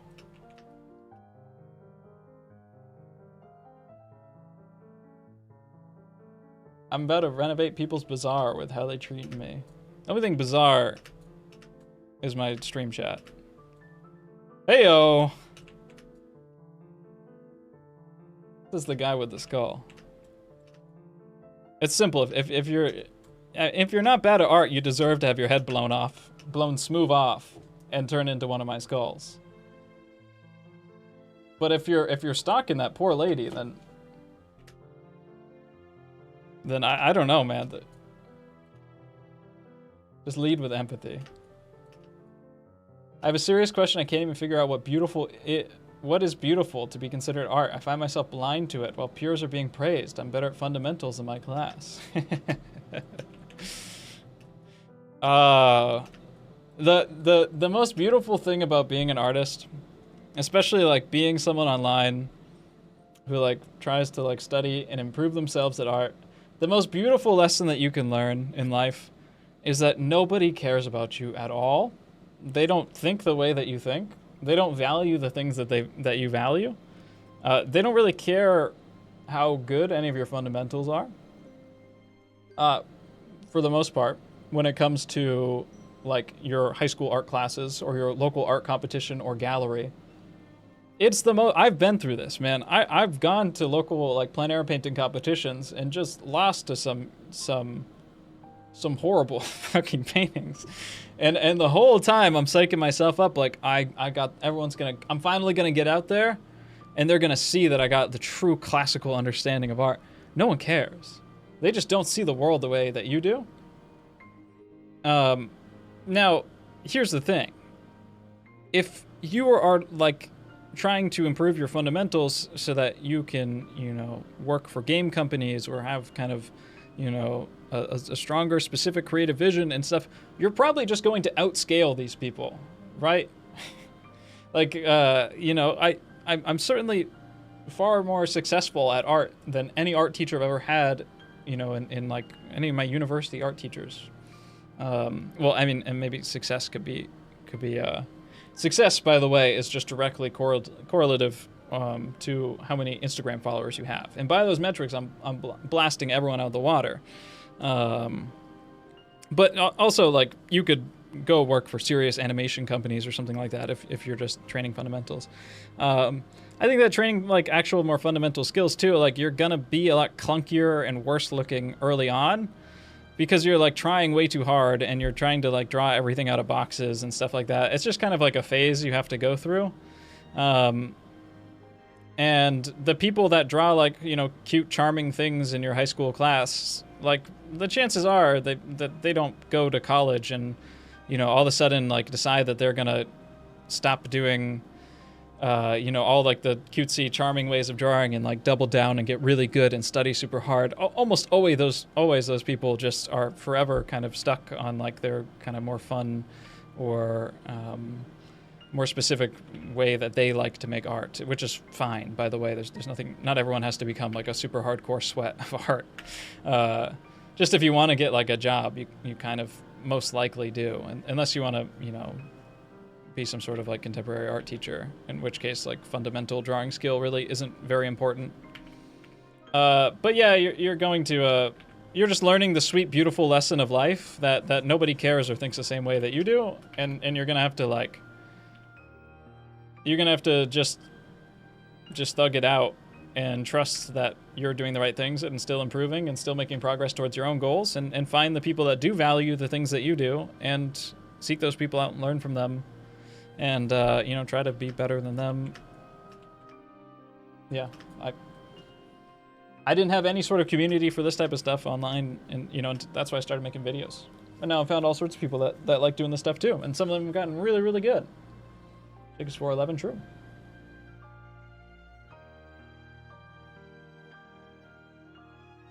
Six, 7. Anyway, drop some good brands of oil paint, bro.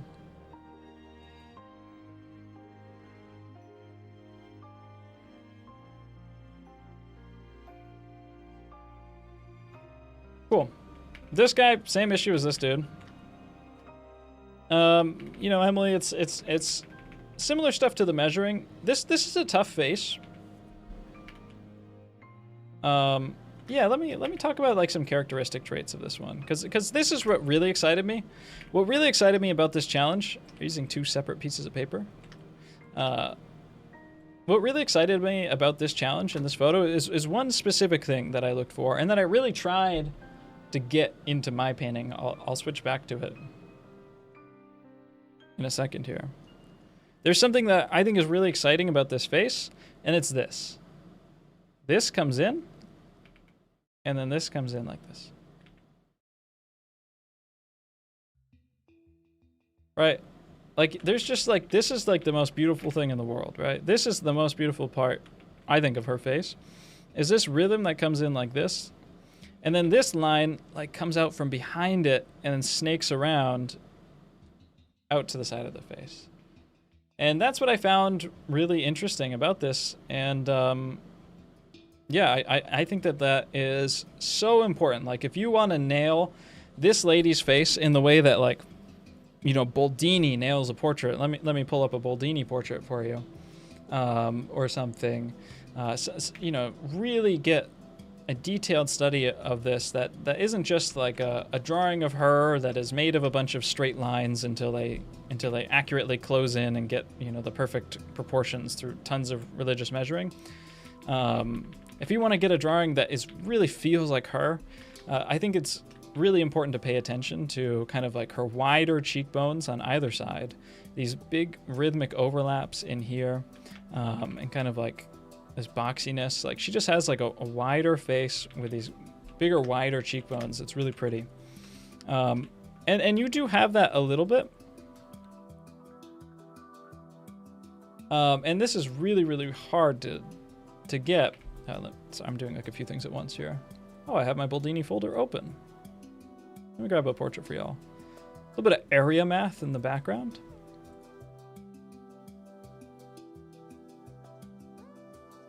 An okay example. Let me find a good one.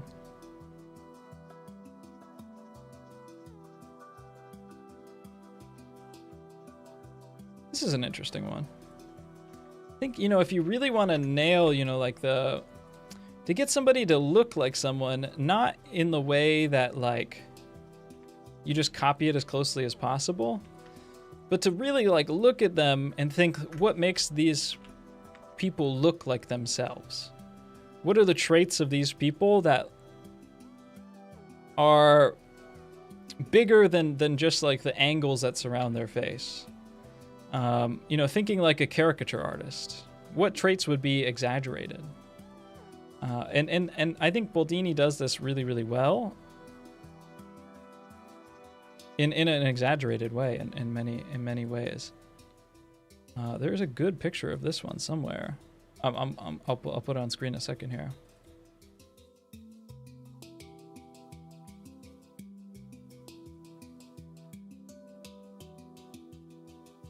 You know, but like, what characteristics make somebody themselves? Like this ridiculously pointy nose. It's like a cartoon, but it's so perfect with this guy's pointy mustache. And, you know, even how angular these eyes are and his brow and everything about him is just like jutting forward into this really cool angular geometry. With her, she has this very pronounced chin that you can see. And this very skinny face, too, that is also quite angular. But a little bit softer where it matters, right? And I think that these are the traits that really bring somebody out. And that if you want a portrait to look really, really strong, not just like a copy, there are things that you have to apply. Boldini just fucking mogs me and he's literally dead. Yeah, I mean, that's... Don't worry. He's dead because I took care of him. I didn't want him to mog you like that anymore. Yeah, you know, everyone who's dead mogs you. That's not true. There's a lot of people that mog. I get destroyed by 19th century folks every time I do anything.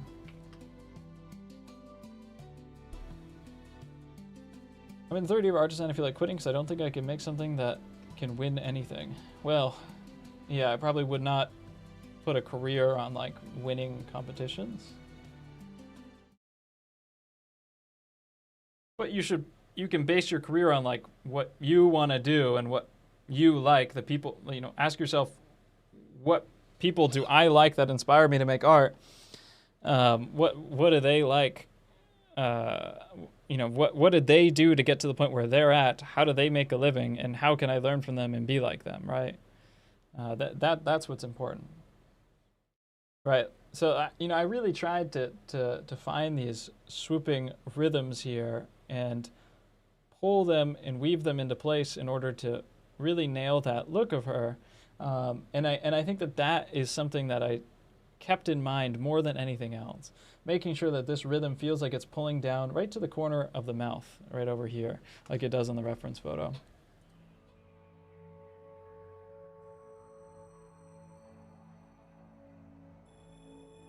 Tapeworm.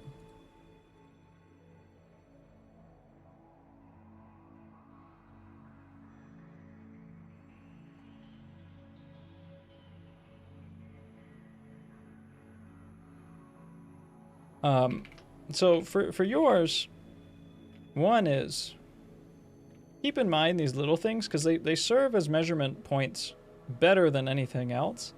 Better than just raw angles. And they're more telling, right? So like, and they make people feel like if you make this a little bit wide, it would feel more like her than if you downplayed it a little bit. Right, this should feed down into here on the chin. This should come down. Here I would kind of generalize. This is like such a complicated curve. I'd mostly just generalize it. Pulls out from here, down and around for that side of the face here. Because I don't think you're too far off at all. Taking a look at some of these measurements, some of these like widths too, just feels like a little bit long. Just before you kind of start rendering too much inside of the face, taking the time to check that stuff.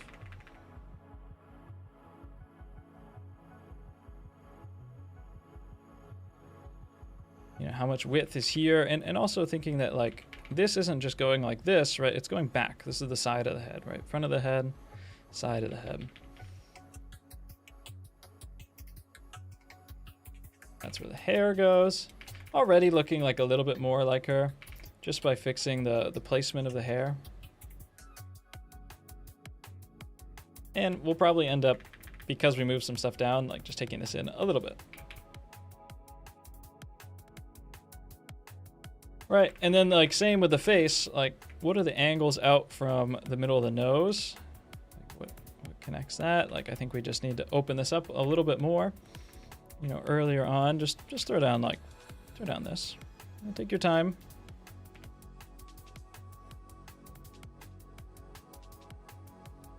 How much space is in between here too? Like, I think there's a little bit more space in between here, which probably means that we need to like bring up the bottom of the nose. And then like what I see more than anything else actually about this, right, is just that like there's a little bit too much rendering going on all over the place. When like you can just chill, just don't touch your lights.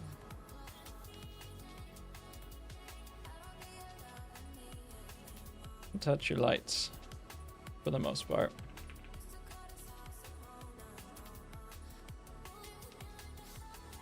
Just let your shadows and your halftones and your contrast do the work for you. Because there's still a lot of refinement. You don't have to touch those lights until you have nothing left, or not much to squeeze out of your lights and shadows. And I don't think you're quite there yet.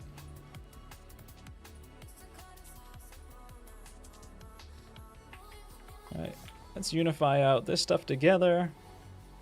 There is some reflected lights in here, so keep that bottom part a little bit darker, a little bit lighter. Yeah, the nose is definitely like a little bit too long too. Which means the lip positioning was probably fine. Needed more space.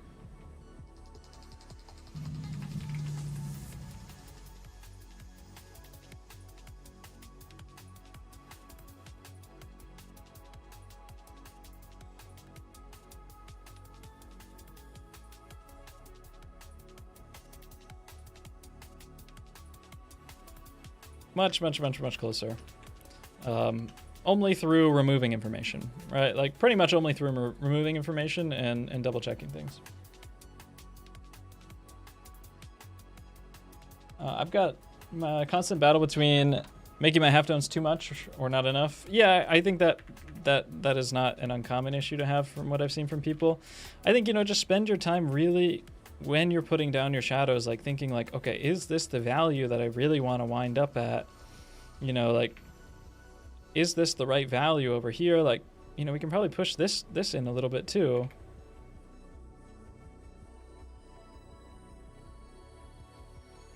You can, squeeze more out of these transitions. Snap that out a little bit in here. Squeeze more out of this stuff, and creep your way towards over here, but don't kind of like, maybe don't get to like, this stage, right, where you still have like a lot of information you can group and organize over here, and then start going like, okay, now I'm going to start working on the lights, and then just kind of kill all that stuff.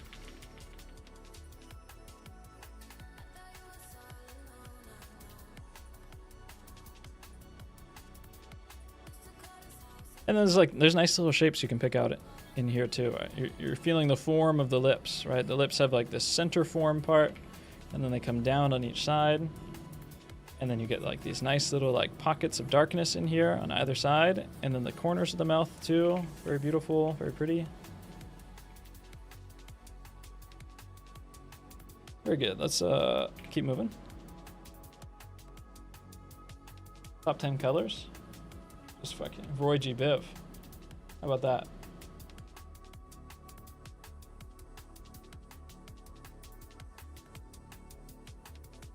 How do people get those rosy cheeks in black and white? I don't think they get any color in black and white. Just literally by definition.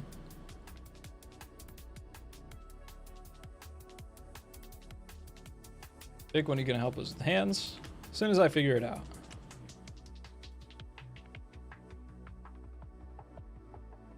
You know, a lot of these are just like unification of shadow stuff. You know, some of the cheekbone stuff that I just talked to Emily about, kind of these big rhythms too that define her face. You know, shadow unification, you have a lot more room to push in here. You can kind of smooth stuff out with a stump, keep developing it. It looks like it's really small, so making it bigger would help a lot. You know, maybe we can talk about color. Probably both of these are good to talk about color. Right, guys, color, as I've done a lot of, a couple shorts about recently and talked about a bunch recently, color is three components, right? Hue, saturation, and value. If you haven't seen anything I've watched or anything I've made recently, hue is you know, is it red? Is it green? Is it blue? Saturation is how gray is it? Is it grayish blue? Is it super saturated blue? You know, grayish yellow. And value is how dark or how light it is. Right, if it's 0 saturation, 100% value, that's pure white.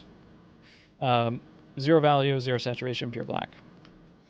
And there's more complicated nuances to this, but refer to my rant at the beginning of this. It really doesn't matter. It's not that important. All you have to do is kind of learn the basic principles of this stuff and learn, I think, one of the better ways to do that is by learning how to match colors. So I would suggest not starting from black. I think starting from black background is not a great idea because all of your lights are relative to the background. You know, a color is...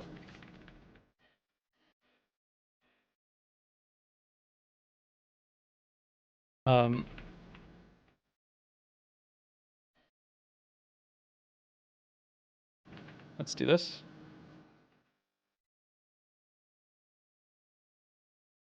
Right, this looks darker than this. This does look lighter than this when you go back and forth with your eyes. You squint your eyes and look back and forth. It looks like, I don't know, not that much lighter, but it looks like 10% lighter. And that's not because they're any different. They're the exact same color, but just the colors around this one are darker and they influence it. Colors are only worth what they're next to. Everything is relative in color. You know, one color floating in space doesn't really mean that much.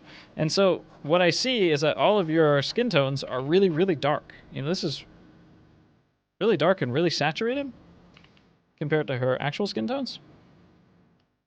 And that would be, you know, it's moderately obvious on this. I can see that you're also trying to do something creative with color here too. I don't think it's fully working. But I would suggest, if you want to improve your color, try to very accurately, without using the color picker tool, by the way, learn to mix exactly what you see. Right, so if I want to mix this, let me scramble this, so I'm starting, you know, I just use the color picker tool because I'm trying to make progress here. But if I want to mix this, right, all I have to do is say, what hue is that? It looks blue. Just gonna throw it somewhere in the blue area here. It probably looks like kind of around here. How light is it? If I squint my eyes at it, compare it to the pure white that it's next to and the pure black that it's next to, it looks kind of like a mid-tone. It looks like a 5 out of 10 maybe. And how saturated is it? It's certainly not very saturated. It's not super blue. It's quite a bit desaturated. So this is my first guess. And it looks like I'm a bit too dark. So let's go 7 out of 10. We'll keep that saturation. pretty close now. It just needs to be a little bit more green. Yeah, so there we go. We're pretty much on there. I'm going to give it like a little bit more brightness. And yeah, I'd say that that's good enough. You need to do that and be stringent about it with every single color you place down every single time in order to develop a better intuition of how colors work and how they are mixed. And when you see one that is wrong, you need to sit there and you need to mix it until it is right. And you shouldn't say close enough until it's within like 1 or 2% of the actual color. It is incredibly important. Because a lot of people think that good color is just taking something like this and then just playing with this dial here and like putting some saturation into it and then just making all of her skin blue and then like all of her the highlights like neon orange and then like, you know, all the shadows like, I don't know, purple or red or whatever.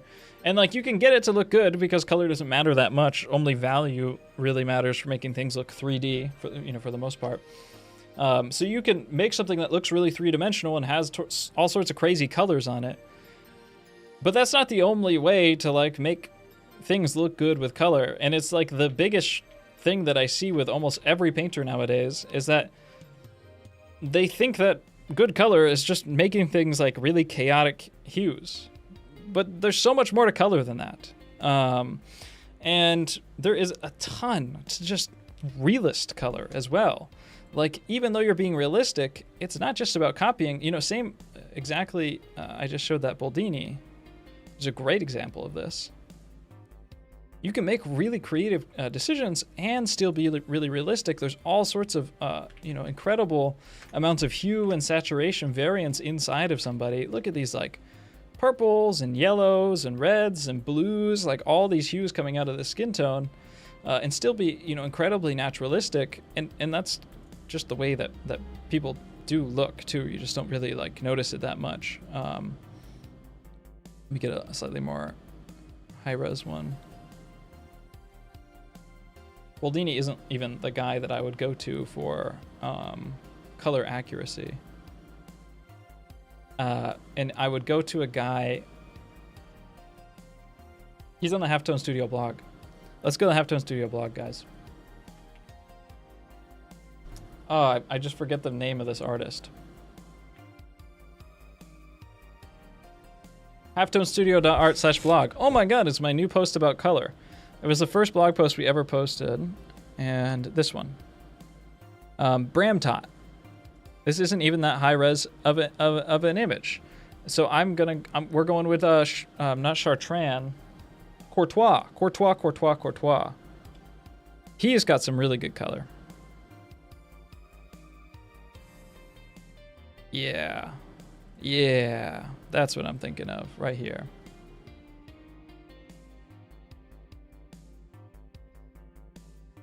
Courtois, incredible realist artist. Friends with Bastien Lepage and Dagnan, if you watch my video on that.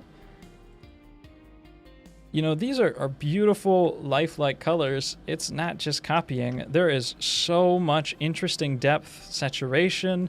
Look at how there's, you know, like red light bouncing up here from her hand or from her hand fan, I guess. Bouncing up, getting really saturated in here. There's like these cools, there's yellows and blues and purples. There's so much texture. Like, this is just the most incredible thing in the world. And you really very rarely see people mixing with this level of precision, even in the realist art world. And I think people forget just how much you can squeeze out of color, even in a realist context. You know, they just assume that, like, oh, if I want to make, you know, realist color is boring. Like, look at the super saturated bits in between her dress in here. You know, realist color is boring. You know, it's so easy. I can do that. That's what people say, and then they go and they like make super gaudy clown color paintings because that's, you know, better color theory or whatever. But you can't do this. You can't do this. Like, there's just so much you can cook out of real life. That's something that I try to place a lot of emphasis on in my paintings is really squeezing out, like even like right here, and like this is so much glare, you know, like, oops. Like, I am constantly amazed while mixing color, you know, when I'm doing the highlight on... That's my face. I always go back to the wrong one. You know, when I do the highlight, you know, in here, and I want to, you know, give it like that really pink look in contrast to the lights that are next to, I'm always amazed at how much extra red and extra pink and extra yellow and extra color I gotta be pushing into those pigments. It takes a lot. And if you just say good enough on the first try, like you just don't get quite down to that level of color accuracy. And there's still like so much that I could, you know, push out of this. You know, I'm a little bit more like in the yellowy orangey range. You know, I think I could probably get a lot more nice like rosy pinks into a lot of these areas rather than being slightly too much, I think, on the yellow ochre side. So that's something that I'd like to improve about this painting.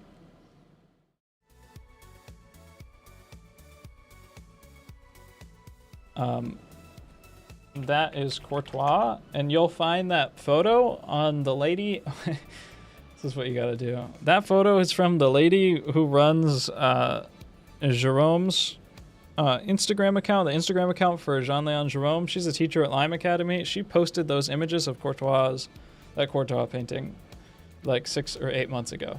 Have fun looking for that. Anyways. I strongly suggest mixing color more accurately, taking the time to slow down and say, okay, I put this down and this is what it is over here. How do I get there? Well, it's lighter. Let me go start here.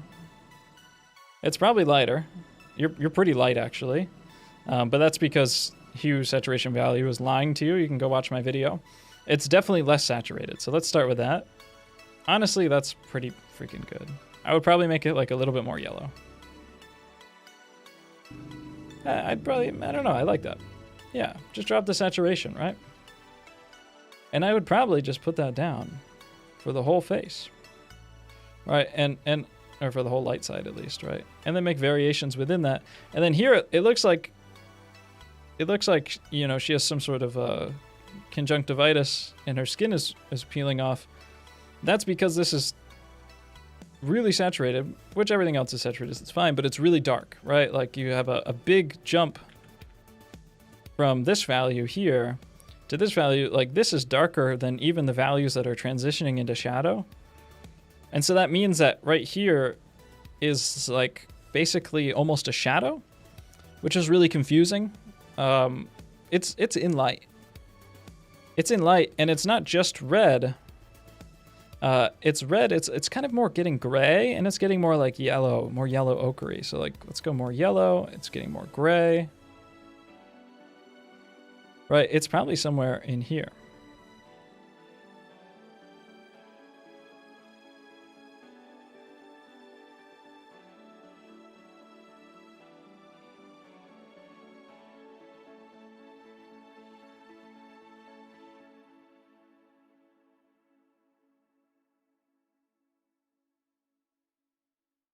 Basically, I only use hues and reds and orange. I think this is just the phase I'm in right now. Struggle with spending my actual time in drawing.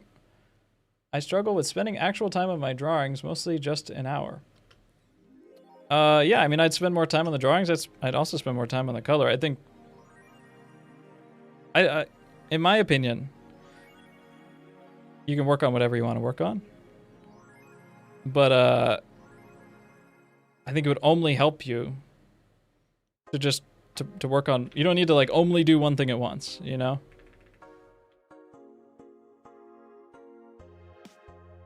And it, you know, it's still hues in the reds. You're just turning down the saturation, right?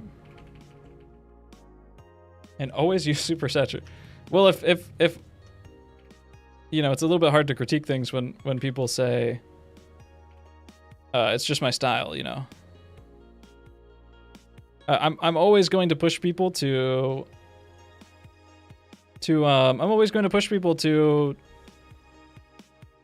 find more, you know, dynamic, I think, or more, maybe more accurate choices, or things that work, I think, a little bit better. But, you know, of course, none of this none of this matters, right? The sun's gonna explode.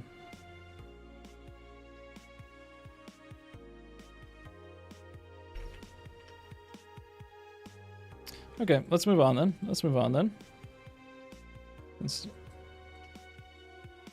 You know, same thing with this, but kind of just same thing with this, but basically different ranges of it. Like not everything is so saturated, but you know the colors are like a little bit more accurate, but maybe just need like a little bit more unity, right? Like just a clear, hey, the forehead. Remember, like the forehead. Essentially, your forehead looks like... This one looks pretty good.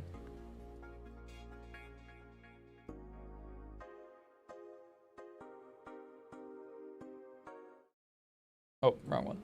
This one. That's every single one of my scenes. The forehead looks like this, right? It's got like one central plane and then two on the side. You got like these kind of bumps. These bumps fit into the central plane much more than this is exaggerated. You got like one plane that faces forward and then one on the side, right? And so, let me just go through every single one of my scenes again, my bad. I could just like click on the right one, but I'm never gonna do that. And so by having like a change that goes from here, and then to here, and then to here, and then to here, you know, and then here, oops, I'm on the layer. Right, by having 5 value changes and 5 color changes in there, what you're telling us is that, you know, this is the forehead, right?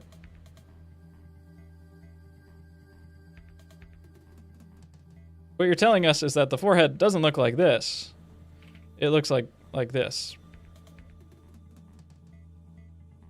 Like one will go down, and then one goes up in brightness, and then one goes like down, and then maybe you have like a kind of a flat one, and then like it comes up. You know, like that's what you're telling us the forehead looks like when you use 5 different colors and values to cross it. And it's not what the, you know, it's not how real life looks, right? Like pretty clearly, we have one, you know, light value here on like on the corner, like the far plane facing away. We have one kind of like central value here. We have a dark value, and then there's not like a hard edge, right? So this gets like a little bit of transition. This gets like a little bit of transition. You know, that's how the forehead is arranged on the reference. You've given us like just too much information.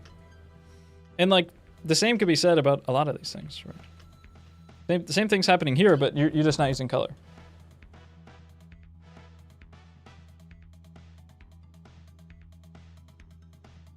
I'm not just it's just my style person. I'm just giving context. you are, oh, I gotta, I'm getting one guide. Saying I only draw things in red hues, super saturated, is definitely just my style thing. You gotta own it. You gotta own it. You can get out of anything. You can get out of anything by saying it's just my style, but you gotta own it. You can't have your cake and eat it too. All right. I gotta stop before I gotta stop. Right, like this is the exact same thing as happening, right? Like you have this, and then this, and then this. Like you're a little bit more organized, but then there's not like, you still kind of have like a few transitions here to the dark side. Whereas like in reality, it just, I'm like, I always control Z one too many times and then ruin my layer. There we go. In reality, like the far side of the plane over here is this, you know, you have this. You can be like a little bit more unified, right? And then what you can do is like just take a paper stump or whatever and like just drag this out like this, right? Take a paper stump, drag this out like this. You have sanguine, you know, you're using like some pastel or sanguine or something. You can take a little bit of that sanguine, just kind of like dust it in here to bring like a little bit of like warmth to the forehead, since she does have some like pinks in there. But you got to be really, really, really careful not to lose the, you know, lose the value group. Even there, I'd say you're kind of pushing it a little bit. You got to be careful. So, you know, keep that structure. Same with like a lot of this stuff. Where like your reflected lights here are getting really, really, really bright, and it's kind of ruining your illusion. We want to keep all this stuff unified. Yes, it does get lighter, but now it actually reads as part of the same group. Same thing over here.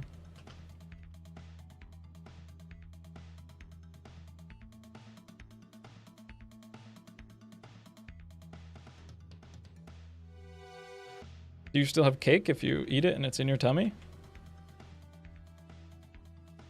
If we still have cake because it's in our tummy, then we still have like everything we've ever eaten with us, right? Well, actually that can't be true, right? Because then it becomes poop. You have your cake and you can turn it to poo. That should be the saying. Unity and organization.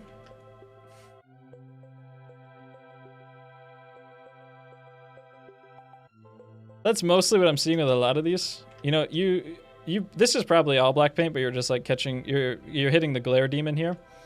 But like you have so much room for these over here to be like super saturated. You know, there's so much saturation and interesting stuff going on. Maybe not that saturated. In the reference photo, there's like these really nice, much darker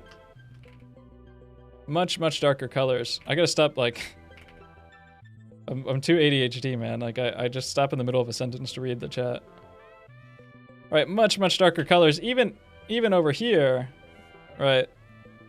You know, I know you're catching some glare here. This is like it's a very strange like look of glare here. I don't know what's happening. Your surface might be like too absorbent or something. You know, but this stuff gets like really dark under the nose and in like right inside of here on the reference. Same with her brows have like just some straight up black bits in them. Not the whole thing, but like quite a bit of it. Right, and then you can keep kind of this level of unity in here. You can get like a longer brush, like a liner brush, right? Like dip it in some oiled up black paint or you know, dark red or brown paint or whatever. Look at the angle of your eyes too, by the way. She's tilting her head this way, so the angle of the eyes should be slightly more like this, right? Put that liner across like this.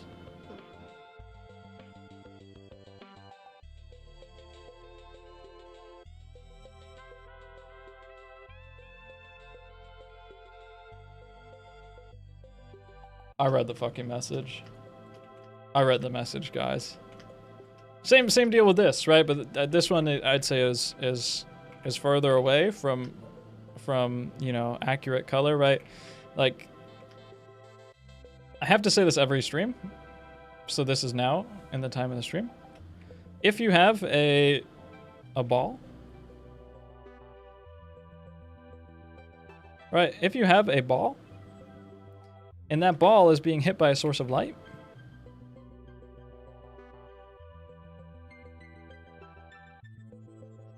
actually, I'm going to make that ball black. And I will clip it to here. And that ball is being hit by a source of light. This is how light works. It's nice little physics happening. Right, this is a ball being hit by a source of light from the top right. Light is light. Okay, some nice little science terms are going to happen here. Light is light, all right? This is light. Everything in this area is light. Everything on this side is shadow. Shadow is the absence of light. Shadow is when no more light. So if you have light, all the light, and shadow without any light, then shadow can't be light. The shadow is no light. So basically, you can't put any of these values on the shadow side. If any of these values go to the shadow side, then it means that it's no longer a shadow. And that doesn't make sense. So you can't have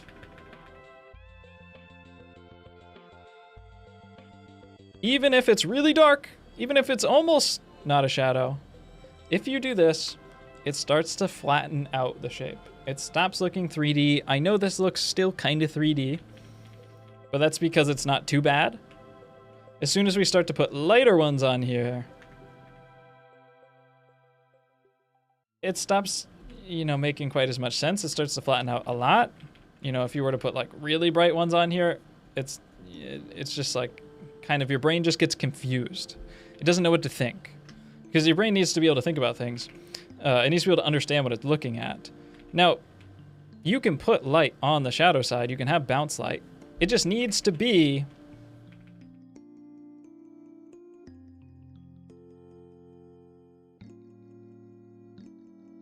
bye, Dogger. Dogger? Why'd I say Dogger? Oh, because your username is Dogger. Dogger the dog.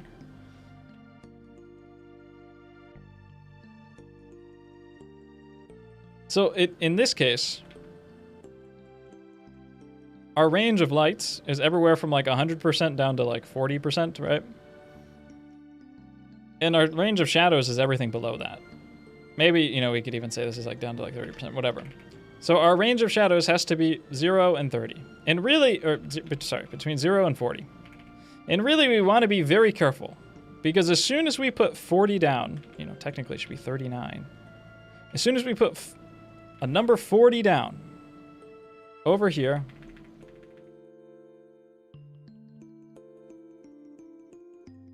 it starts to break the illusion. That's not too bad. It's not that noticeable. But it is technically breaking the laws of light. You can do this though. You know, you can put like a little bit of reflected light on there and it's fine. You know, just keep these groups unified and together and then they'll still feel 3D. What we have here is we have a light over here, which is 65, or a shadow, which is 65. Now we'll find a halftone over here. We have a halftone transitioning into the darkness, and it's 55. So now we have a piece of light, even though it's dark, that is darker than the shadow. And that makes it feel very flat and very 2D. The only things that can exist inside of this shadow are things underneath.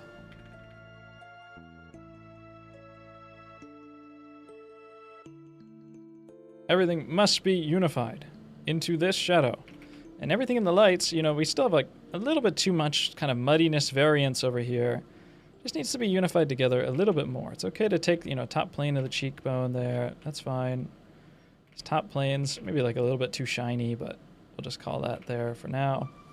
You know, again, like the whole underside of this lip, this should be in shadow over here because it's moving away.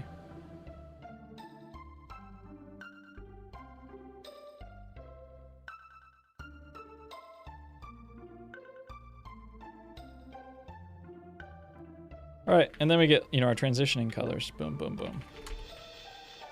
Be careful with that, y'all. You know, same likewise, not too bad over here. I think you could have a lot more, you know, unity in your colors and a little bit more clarity, right? I think you can just push your lights. Have like a little bit more unity and clarity in your colors, not get too muddy. And then like pick clearer transitioning colors, right? Like I said with this forehead, it's kind of the same thing, but it's just like a little bit like softer and muddier in this case. You know, same like in here, I know that she gets like a lot of light on the inside of her nose. And then that probably means, you know, the eye is rounding away, so they can get kind of like more of like a unifying shadow too, on the inside of the eye. Yeah, exactly. Just grouping things together. Not getting too caught up, right? Like this type of stuff is probably shadow or like right on the edge. And I think it's like oscillating back and forth with like purples and greens and yellows and the values fluctuating. I think it just starts to get like a little bit too chaotic. Something like that just solves the issue a little bit cleaner.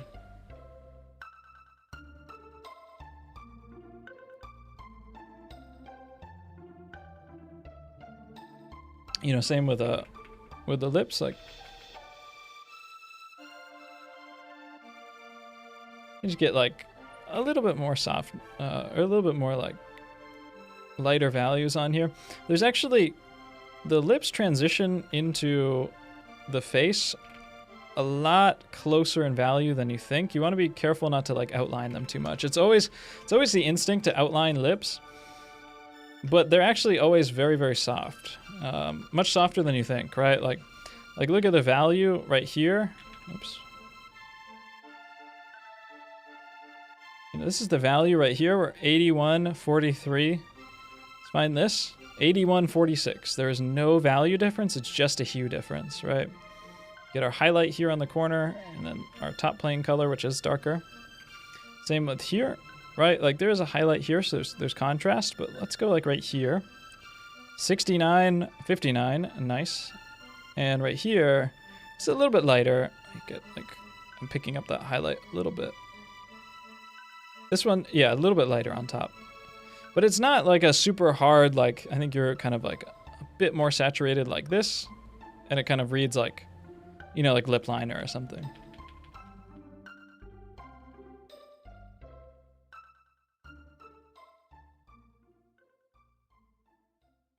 Jake, respectfully, my ADHD brain can't keep up.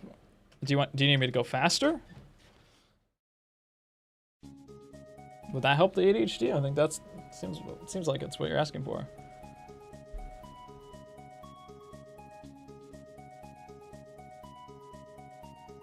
That's basically what I'm seeing with most of these. Like, there's some nice form stuff happening in here. But then, like, you could just be, like, a little bit more clear.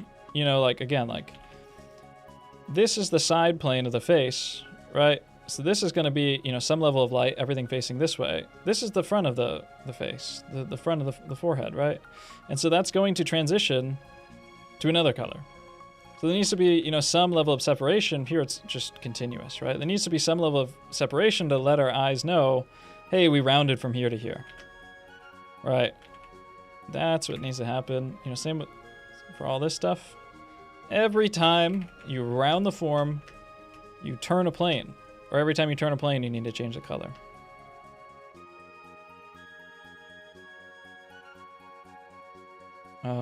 Anime.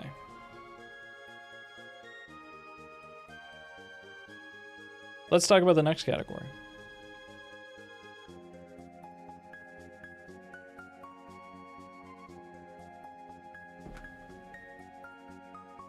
Oh, these look awesome. Not equally awesome, though. Yeah, smack that new chatter down. Make sure that they never feel good. No compliments allowed. You guys are embarrassing me. Yeah, this looks nice. I think it's like just like a little bit too clean. And it's missing kind of some of those like more individual things like I was talking about with Emily earlier, right? Like there's this really nice like kind of wider cheekbone on her that I think is very defining for her. That you really want to feel that cheekbone come out. And then with this one, it kind of overlaps and you even get like a little touch of darkness under here to show that this has come out like this. And it's very small, but just widening it up and getting that curve in there really makes it feel a lot more like her. I'd be careful with some of this reflected light too. I know it looks really bright in there, but you're I think probably technically okay here. I don't know. It's I think maybe not actually. You know, push down some of this stuff. We can kind of refine these values, and then like same thing with like with the eyes a little bit. Like I feel like these are very kind of non-committal shapes. Like right, like that's basically what we're doing here. Like this. It doesn't feel very structured to me. It doesn't make a lot of sense. I know why you drew it like that, because that's kind of how it looks. But they're going to be much more generalized to the tilt of her face than you think.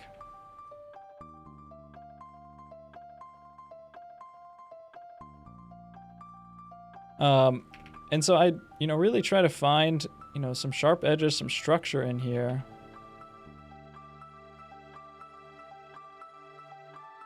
Or just don't have them be kind of like lazily don't have them be kind of like just lazily wobbly, you know, like make a stronger committal decision to the eye. I think it'll be a little bit better. Like with this one, like the reason why you took this shape on this one is because, you know, we're kind of looking downwards on her just a little bit, and we see like a little bit of like a downwards tilt to her eye or her eyelid. But The problem is like this one you kind of drew as open. We're looking down on her at like just the right angle that we really can't see very well that her eyes are actually like, you know, like this. Right, that would be like looking really far down on her. And we're not really looking, we're certainly not looking up on her. You know, we don't see that her eyes are like this. We're looking down at just the right angle where it's like basically almost flat with like the tiniest amount of curve. Oops, the center of the eye would be down there. Right. And so it should be flat or slightly bowing inwards.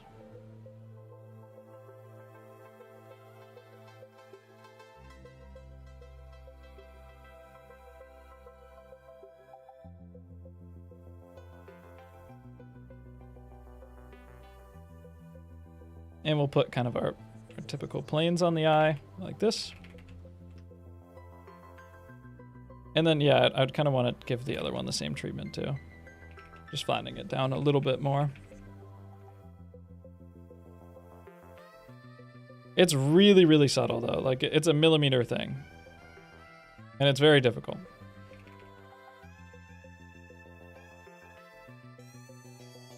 But I think it's very, very important to like getting that characteristic feel of her. You know, same with the mouth too. I think it's like kind of has the same level of like, yeah, there's a mouth here, and like this is the right tilt, and then like that's the end of the story. But like there's an incredible amount of like beauty to this mouth, right? Like there's much, much, much more than that, right? It's not just like, ah, yeah, there's a mouth here. Like that's it feels lazy. It feels a little bit boring, right? Here, first off, let's just say the mouth is part of this bigger like muzzle shape, right? There's kind of this egg shape that comes out.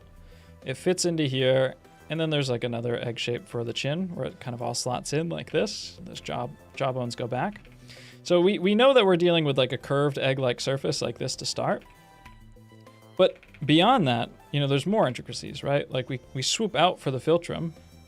Bottom of the nose, we swoop out for the philtrum, and then we have the top lip in here, and the top lip has these like 3 sections to it. The one is like this center kind of like, I don't know, taco shape or something like this, right? That's curved like this, and then the sides are these 2 like very beautiful like Cupid's bow type shapes, right? And then the bottom is a little bit more generic, but still the kind of this like very strong U shape and a little bit boxy. And then we have the corners of the mouth where they tuck in here. All right, so we want to make sure that like all that is felt. I think you're shooting everything kind of down the middle. I want to feel this come out. I want to feel this in here. I want you to take the time to do that.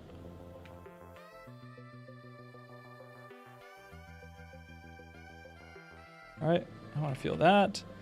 I want to see, you know, I want to get some like nice, deep, dark accents here on either side of this where her mouth kind of opens up a little bit. I want to feel that like that bow shape come down on either side. I want to see like some accents for the point of the mouth here. You know, it's not fully open on either side too. Right, like we don't get a black line that goes all the way across. I'm working at like a small scale here, so my brushes are fighting me because it's like too small.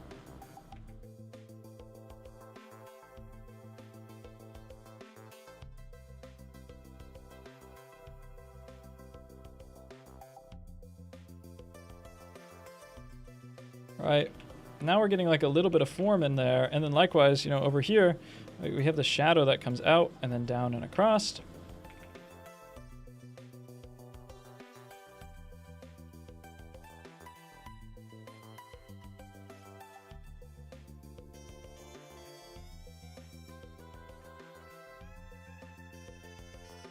But unify that together a little bit more.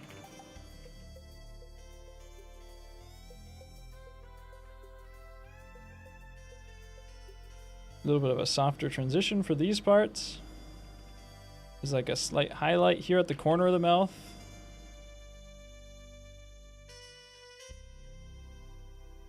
Maybe somewhere in between those 2 values. you know, I want to see and feel those planes in there and really get a good feeling of that movement and rhythm. I don't want it, you know, I think like you kind of have like the big picture, big proportions down, but then you don't have any swag, right? Like there's no real like, you know, even like with this eyebrow, like that is technically the way that it is, but like, you know, feel free to take your Conte and like, you know, your stump loaded up with some Conte and kind of just push it in here, right? Push it in here a little bit.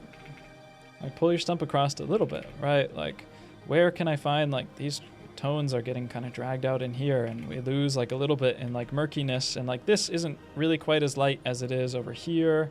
So like we can pull like a little bit of fogginess on there. And like I know that her cheekbone is darker.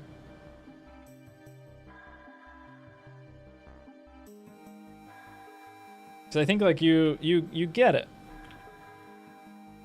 But you need like, you got El Riz.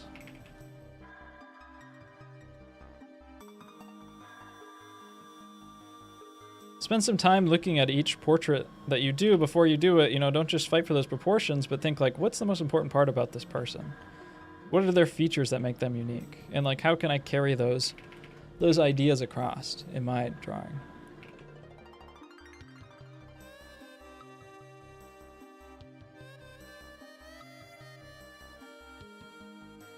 Yeah, you can see like a little bit of her teeth in here too. Is there equivalent of like the cheekbone reference? Yeah, I mean like it's just something that you find beautiful, you know, like there's all sorts of that in this reference, right? Like these lips are still, she was really pretty lips, right? Like you get this like very strong Cupid's bow, same deal, just as I was describing here, that comes out, and then you get like this nice rhythm out through here and over here. You can feel this kind of like pull up. You can feel kind of this whole section connecting together. It's very like rounded chin here. Also, that cheekbone rhythm is still there on her. This is like really subtle and difficult to pull off, but like these feelings, right? And then that chin's coming out in front of that one. She also has much rounder eyes on this reference too, and that's something that I definitely want to feel, is like the roundness of these eyes and like this brow like cutting off here.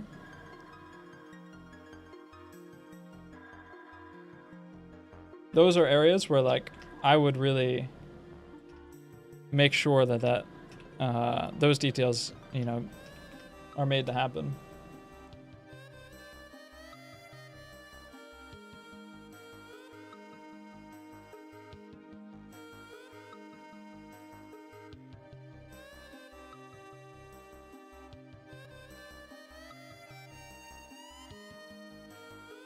Cool. Yeah, and I think like that's kind of like the same thing for here too. Like this is nice.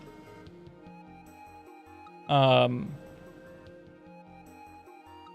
maybe like there's some areas where like we can just like reinforce this stuff a little bit, right? Like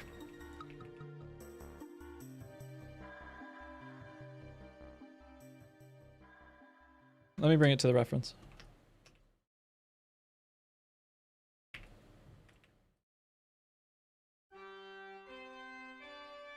Jake, are you taking Tradwife applications? You are just not a girl. But no, I'm not. But I don't even think that you have, I don't even think you have one of the two important parts to meet that criteria.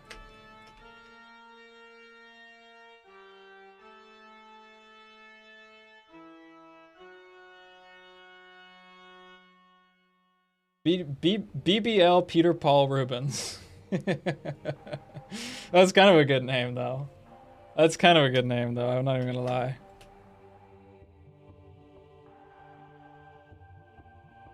Right, like, I think you have, like, a lot of the components of this.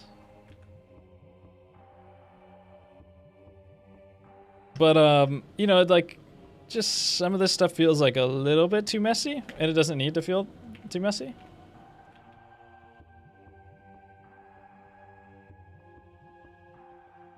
Right. Like, I do want to see, like, you can push the saturation of this a lot as it comes around. Right, and then, like, this side of the eye, it's lighter, but you can see, like, this whole plane here, it's like a bigger thing to look for.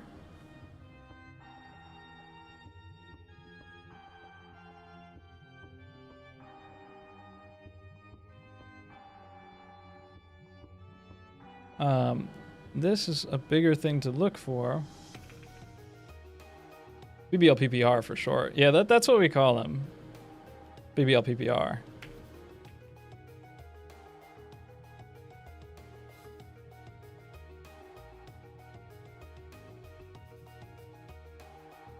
Not to be confused with BBL PBR, which you don't want to go there.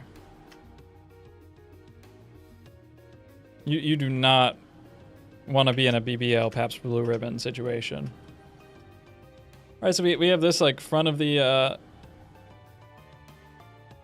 face type situation. Keep squeezing like a lot of saturation and lightness into this. I can keep doing it.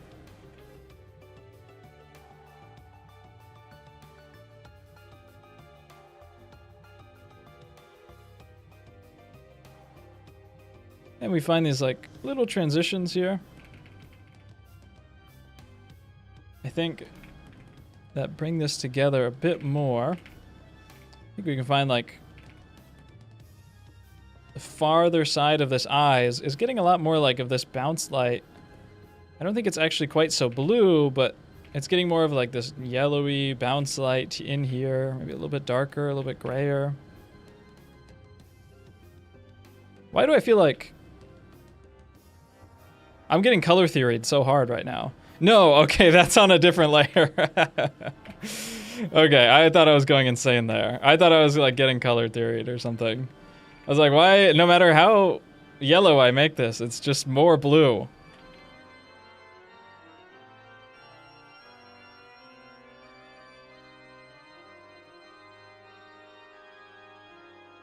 You can push this in a little bit, maybe more saturated.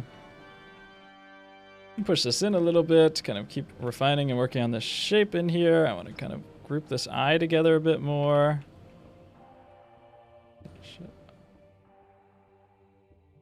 Yeah.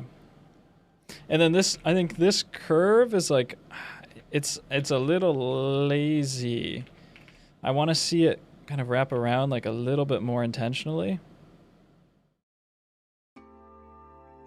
And I want to see like this strip of the eye.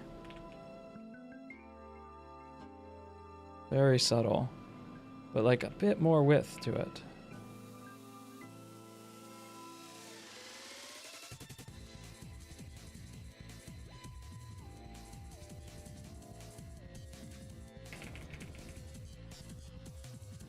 I think you just have to get comfortable going the extra mile on some of these pieces, or some of these, you know, parts. And as this eye is rounding away to the other side too, like it doesn't stay constant pure white. Actually, really, none of it should be pure white other than the highlight. Just a little bit like that extra punch in there makes it feel a lot more realistic, a lot more solid. This feels like a little bit cartoony and a little bit too outlined. And then this doesn't even have the cheekbone changes I did, actually. Where are these changes? On here. Ready? We're going to do the mega group change grouping. Yeah, just like a little bit more realistic. And this is probably like a little bit too dark. A bit more like smoggy, painterly, and I think accurate to the color too.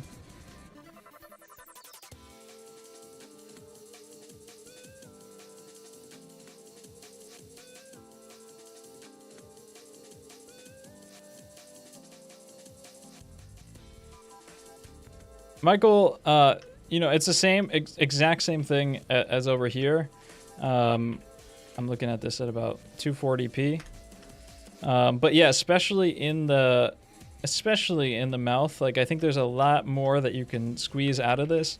And then also, you know, in your lights too, I think you can probably keep, just be careful, a little bit more careful. Keep some of this stuff like a bit cleaner and a bit more subtle. But it's really mostly just like the same stuff I talked about with, I think it was Nathaniel over there. And then like, I think no reason for a lot of these shadows to be so in the middle. Also like this rhythm, right? This sort of cheekbone here, very important. That's one of the most important things. But then, like, no reason for all these shadows to be, like, quite so unified, right? Like, you have plenty of room to push down darker in these areas that need to do so.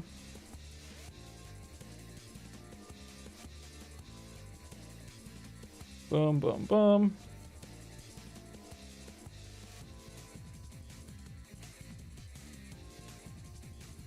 Gives you more room to like drag out your contrast here where it matters at the halftone, and then you like can leave this stuff alone a little bit more and still feel good about it.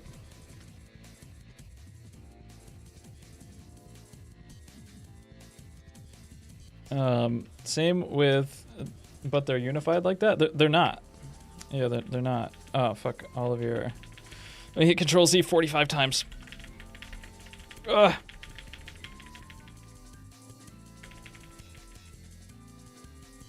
I'm still going. Holy sh... Okay. They're not unified like that. There's a lot of variation in the shadows here. I know that yours is low res, but I think like you can push, like this is all like a much darker shape in here. You get that like same level of darkness here and here, like these planes that are facing away. And then you kind of have like some transitioning shadows like right in here. Like this stuff can be designed into more like intentional shapes.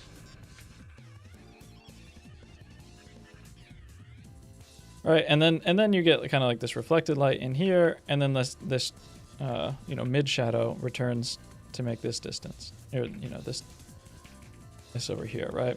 And of course, this is like a little bit, you know, too much discongruity, some word like that, discongruous.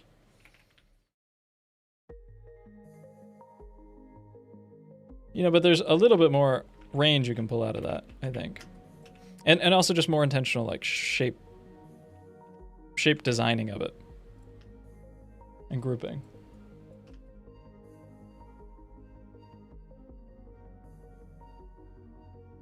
Is there not a history docker in PS? There definitely is, actually. Yeah. Miss Caterpillars uses it all the time. Which one of you fuckers added me in the Discord critiques?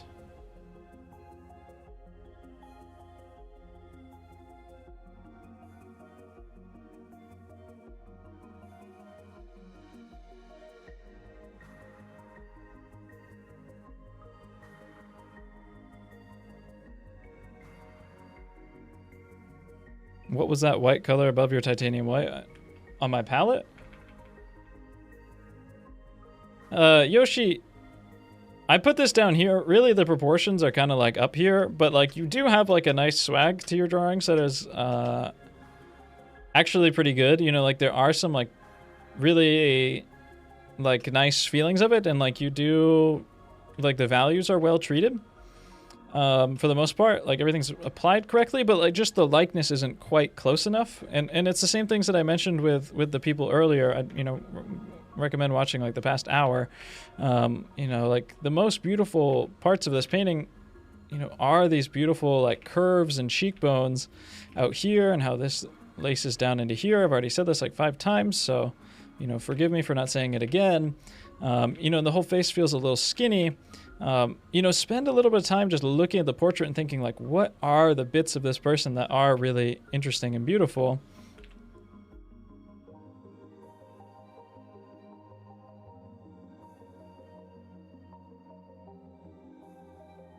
Also, we just need like a little bit more tilt. Just need like a little bit more tilt to the head. You know, it's you have a nice application and a nice mark making and stuff, and I think you're just like a little bit too fast. You kind of get in the way of that sometimes, or frequently, by just being a little bit too fast. And I understand, you know, because I'm also suffer from that sort of thing. But it's important to take your time, figure out like what traits of the person make them look like them and focus on making those traits happen. And also, you know, just double check your widths and stuff like that early on, so that you don't wind up in a situation where you have a nice painting.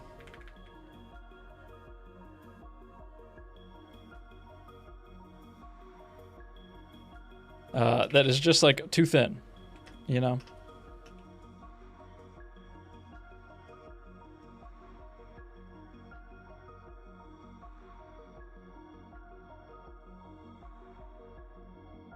On my paint palette, I have zinc white on there, but I'm gonna stop using it. I did a little bit more research on it, and I was thinking for a while it doesn't crack, but I did a little more research and apparently it does crack. So I think I'm swapping to the Velasquez medium for a transparent white, and then just titanium white. You should like put lights and shadows on this. It's accurate and it's for me, but like all this marking is to make lights and shadows like easier and more accurate. And there's like a 50-50 chance, I think, that you're scared of doing lights and shadows, and that's why you do like really, you didn't put them on there. You might be really good at doing this stuff, but you might have no idea how to do lights and shadows, and you'll never know how to do lights and shadows until you do lights and shadows. And I can't crit you on that until you give me that. I think like it's a little bit excessive on some of this stuff. And then like still, actually, what I can crit on like the form is like, I still think, even though you have a lot of this, like it's not quite hitting like kind of that elegant like Cupid's bow that she has in here, which is the most important part, where like this comes down, comes up, down. You kind of feel this like pull around here on the other side. You get that little gap in here. I'm working at like 30 DPI.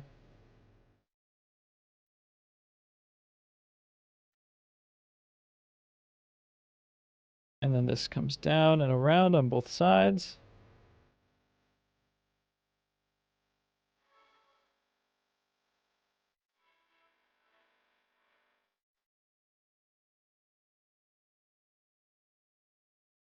I'd have to look at the reference. I know that her chin is much rounder though, right? Like I know that this comes out much more like this, right? So I think where it matters, like you really want to, you know, take the time and make some more elegant, more characteristic lines other than like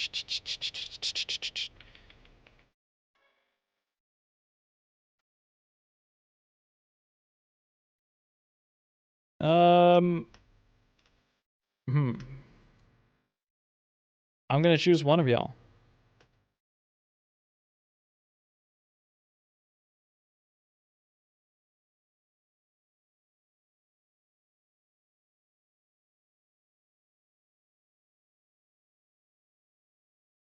I'm gonna choose one of y'all that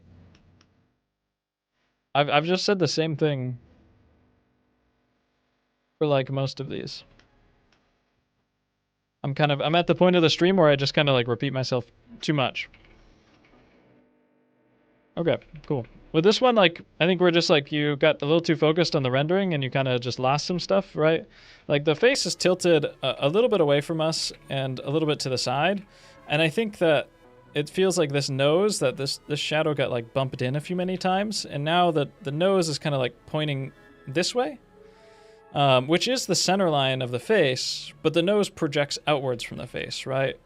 So like, that nose needs to have some sort of projection outwards in order to get there. Yeah, it just feels like you kind of maybe toiled on the rendering so much that you like kind of lost track of your drawing. I think, you know, we can kind of pull a lot of this stuff in and then like, you know, again, like feeling out these important traits of her. You know, the color's reasonably accurate on this.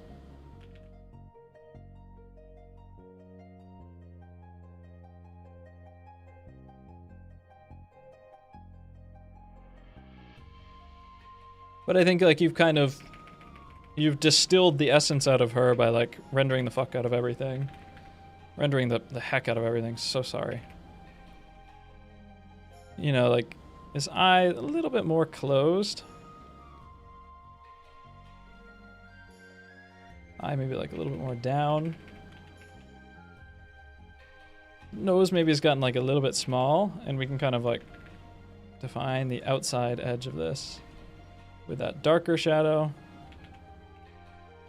Same thing I've told the last 5 people about the lips, right? Like, this one's maybe not quite as generic as the others, but still. Kind of like plump them up, push them in. Like, that's where you really, like, when you're rendering, you don't want to be, like, in here, like, trying to, like, smooth the same, like, side of the eye over and over and over again. Like, you're rendering, you want to be, like, generic on the first pass, and then come back through, and that rendering pass is making things more specific. But I think you were probably, like, kind of okay on your first pass, and then you came back and you just reworked and reworked and reworked and reworked and pushed stuff around, and you never really got any more specific. If anything, you got less specific. Right? I just really want to feel the shape of this coming out of here. Same with those lips.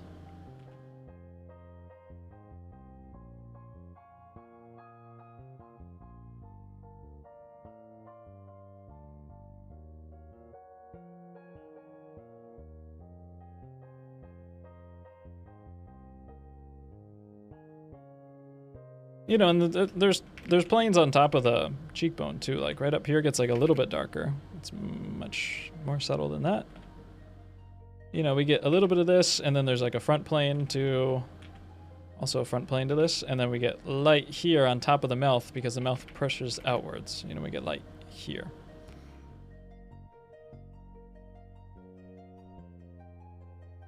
Same in here, right? Like we have harder plane changes here. Like not everything has to get smooth until it's like undefined.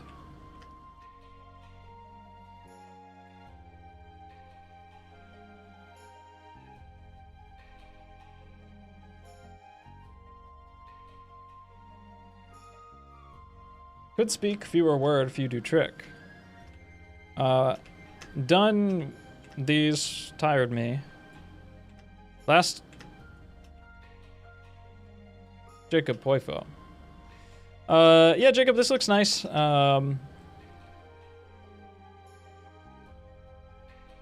know, like I said earlier to somebody else, it has a nice like trad look, even though you didn't do anything trad. But I think it's just because you're kind of approaching things in a nice way.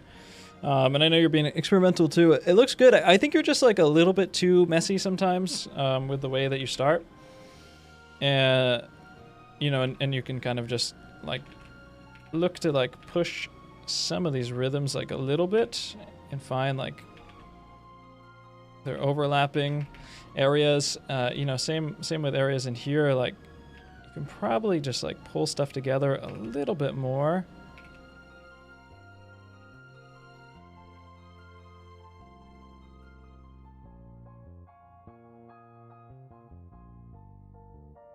The same shit that Ramon used to say to me all the time.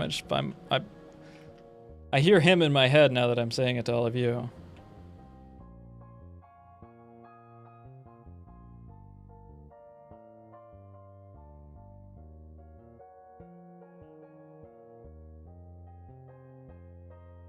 Yeah, and I want to just like kind of define the shape of the lips like a little bit better.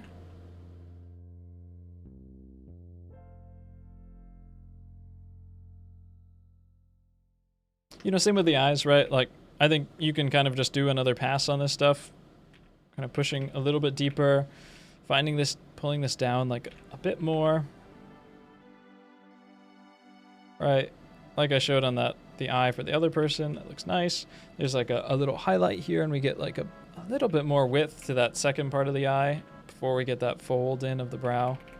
I think you can kind of just like push this stuff a little bit more in another pass, and also like just be a little bit slower at the beginning so that you can like get nicer rhythms and shapes earlier on without having to like come back and like clean everything up. Good night. Is it possible to learn to paint super realistically without a reference? It just depends on what your definition of super realistically is. As far as like 19th century, you know, like this type of realism, no, nobody's ever done this stuff without a reference. But realism can mean a lot of different things, and certainly you can paint some pretty cool stuff without that many references. But it also just makes sense. Like, there's kind of an obsession nowadays to like paint stuff without references. It's just helpful to paint. It's just kind of as inefficient and dumb to paint a lot of stuff without references. It's like only going to make it worse. And like, even if you're like a splash screen artist for like League or something like that, like you're still going to use references. Like, you're still going to stand in front of your camera and like act out poses and cool things, because like there's just always more to get from life. You can't ever fully model life in your head. And you know, if you're Kim Jong-gi, then like that's cool. But like, Kim Jong-gi's never gonna like render like splash screens for League of Legends. Like there's yeah, you know, it's really not like even like how much like can you picture inside of your head. It's just more, the world is just way too complicated to store inside of your head, and you're only going to just save time and be more accurate and do cooler things if you use references in the right way.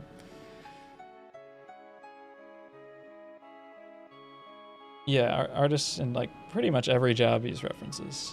You know, if you've been drawing a comic for, you know, years and years and years, and you know all the characters really well, and you know all the props in the world and the environment, and you've gotten really good, then like, yeah, you might not need references largely for most of it for a while, and you can do some pretty incredible stuff without them.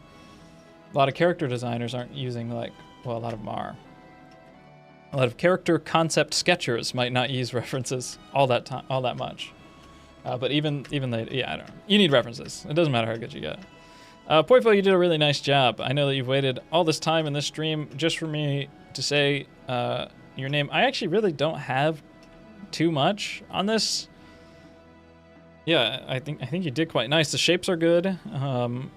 It doesn't feel too lazy in any of these areas. I think like the form is nice. You know, she reads pretty nicely. Squinting my eyes, I think the values and stuff are well controlled. Normally what I make fun of you for, normally what I get after you for is like, you know, too many values in your shadows and stuff. I think you're much better here. I don't notice that too much. I can throw it next to the reference here and see if I can like push any of these colors a little bit.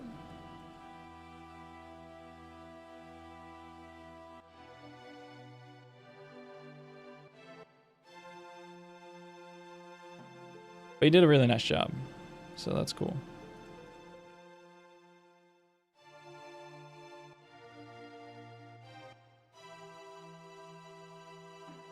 You know, it's slightly stylized, but it's not too bad. Like, obviously, I know that anything you do is going to be slightly stylized because that's what you like to do. There's probably some areas where I could, like, push a little bit more saturation in here. I should use, like, a multiply mode or something.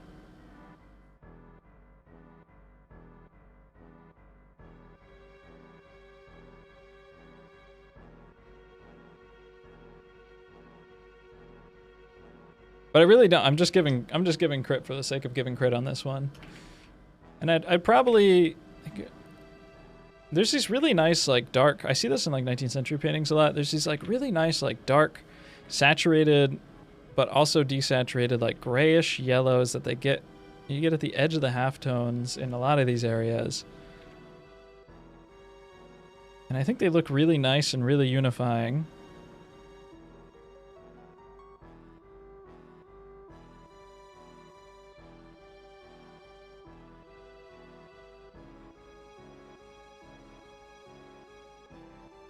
I like what you did with the light here. That looks pretty good.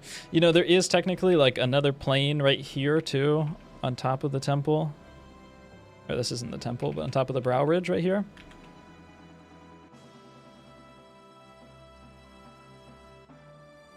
You can get something like this too. That's a little bit too... It's gonna have to be incredibly subtle though.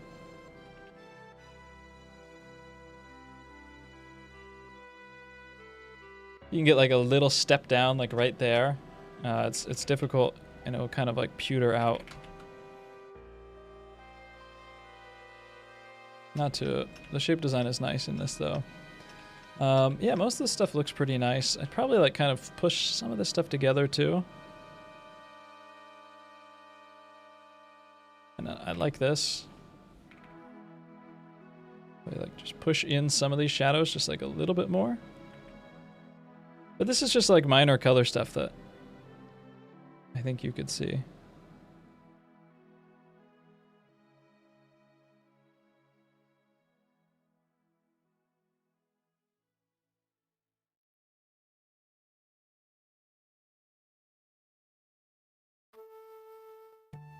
Get like a little more blue on this green in here.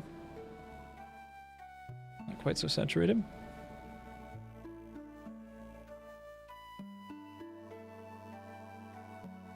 Some of that blue into there. Maybe kind of integrate this in a little bit more.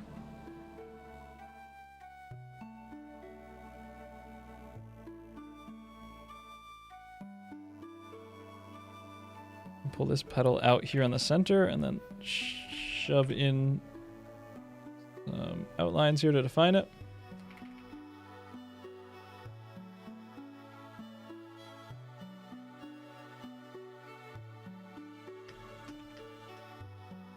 Yeah, it's just little things. Very, very little things that I could like sit here and spend like an hour just like tightening up the color on, but I don't know. Like it kind of depends at this point, I think, on where you want to go and what you see for yourself. Might not be the most important thing in the world for what you like.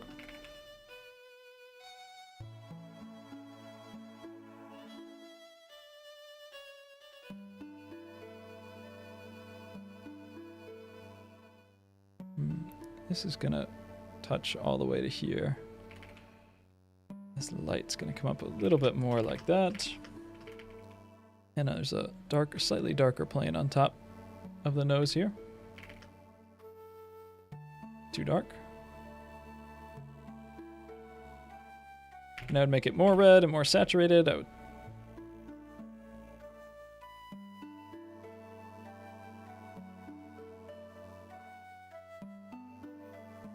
yeah, I like that.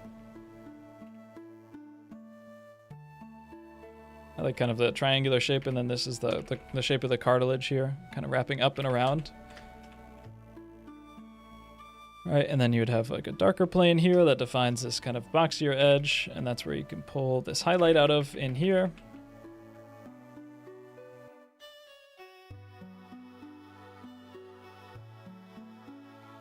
Slightly darker through here. I might be pushing it a little bit too much. And I really want to bump the saturation on this, actually.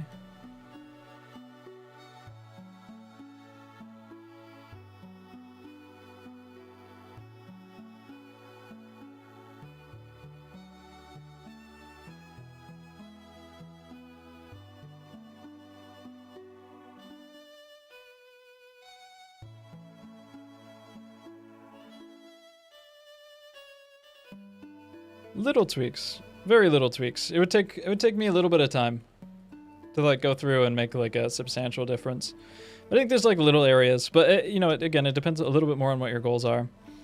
Oh, one area that I would like push a little bit more is right in here. Just because there's kind of like almost a wrapping feeling around this muscle and fat right in here that you want to be able to create. And then likewise in from here too.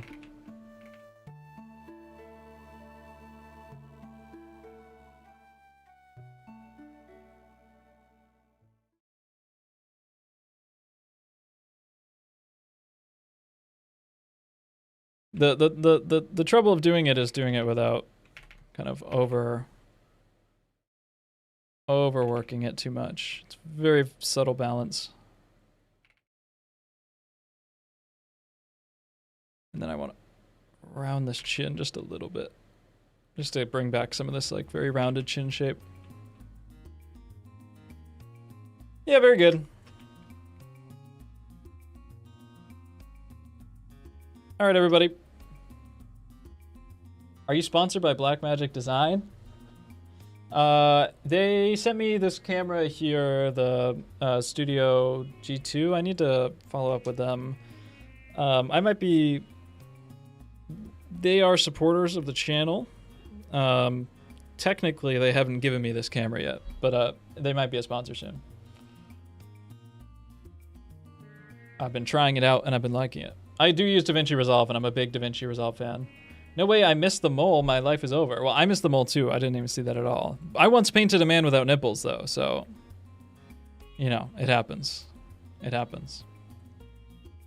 Thank you for the crit, buddy pal. No problem, buddy friend.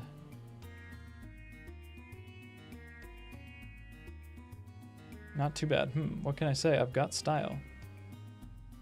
Tried learning from the advice. This is what making fun of me does. I lock in. Okay, good job. Boy fro ma.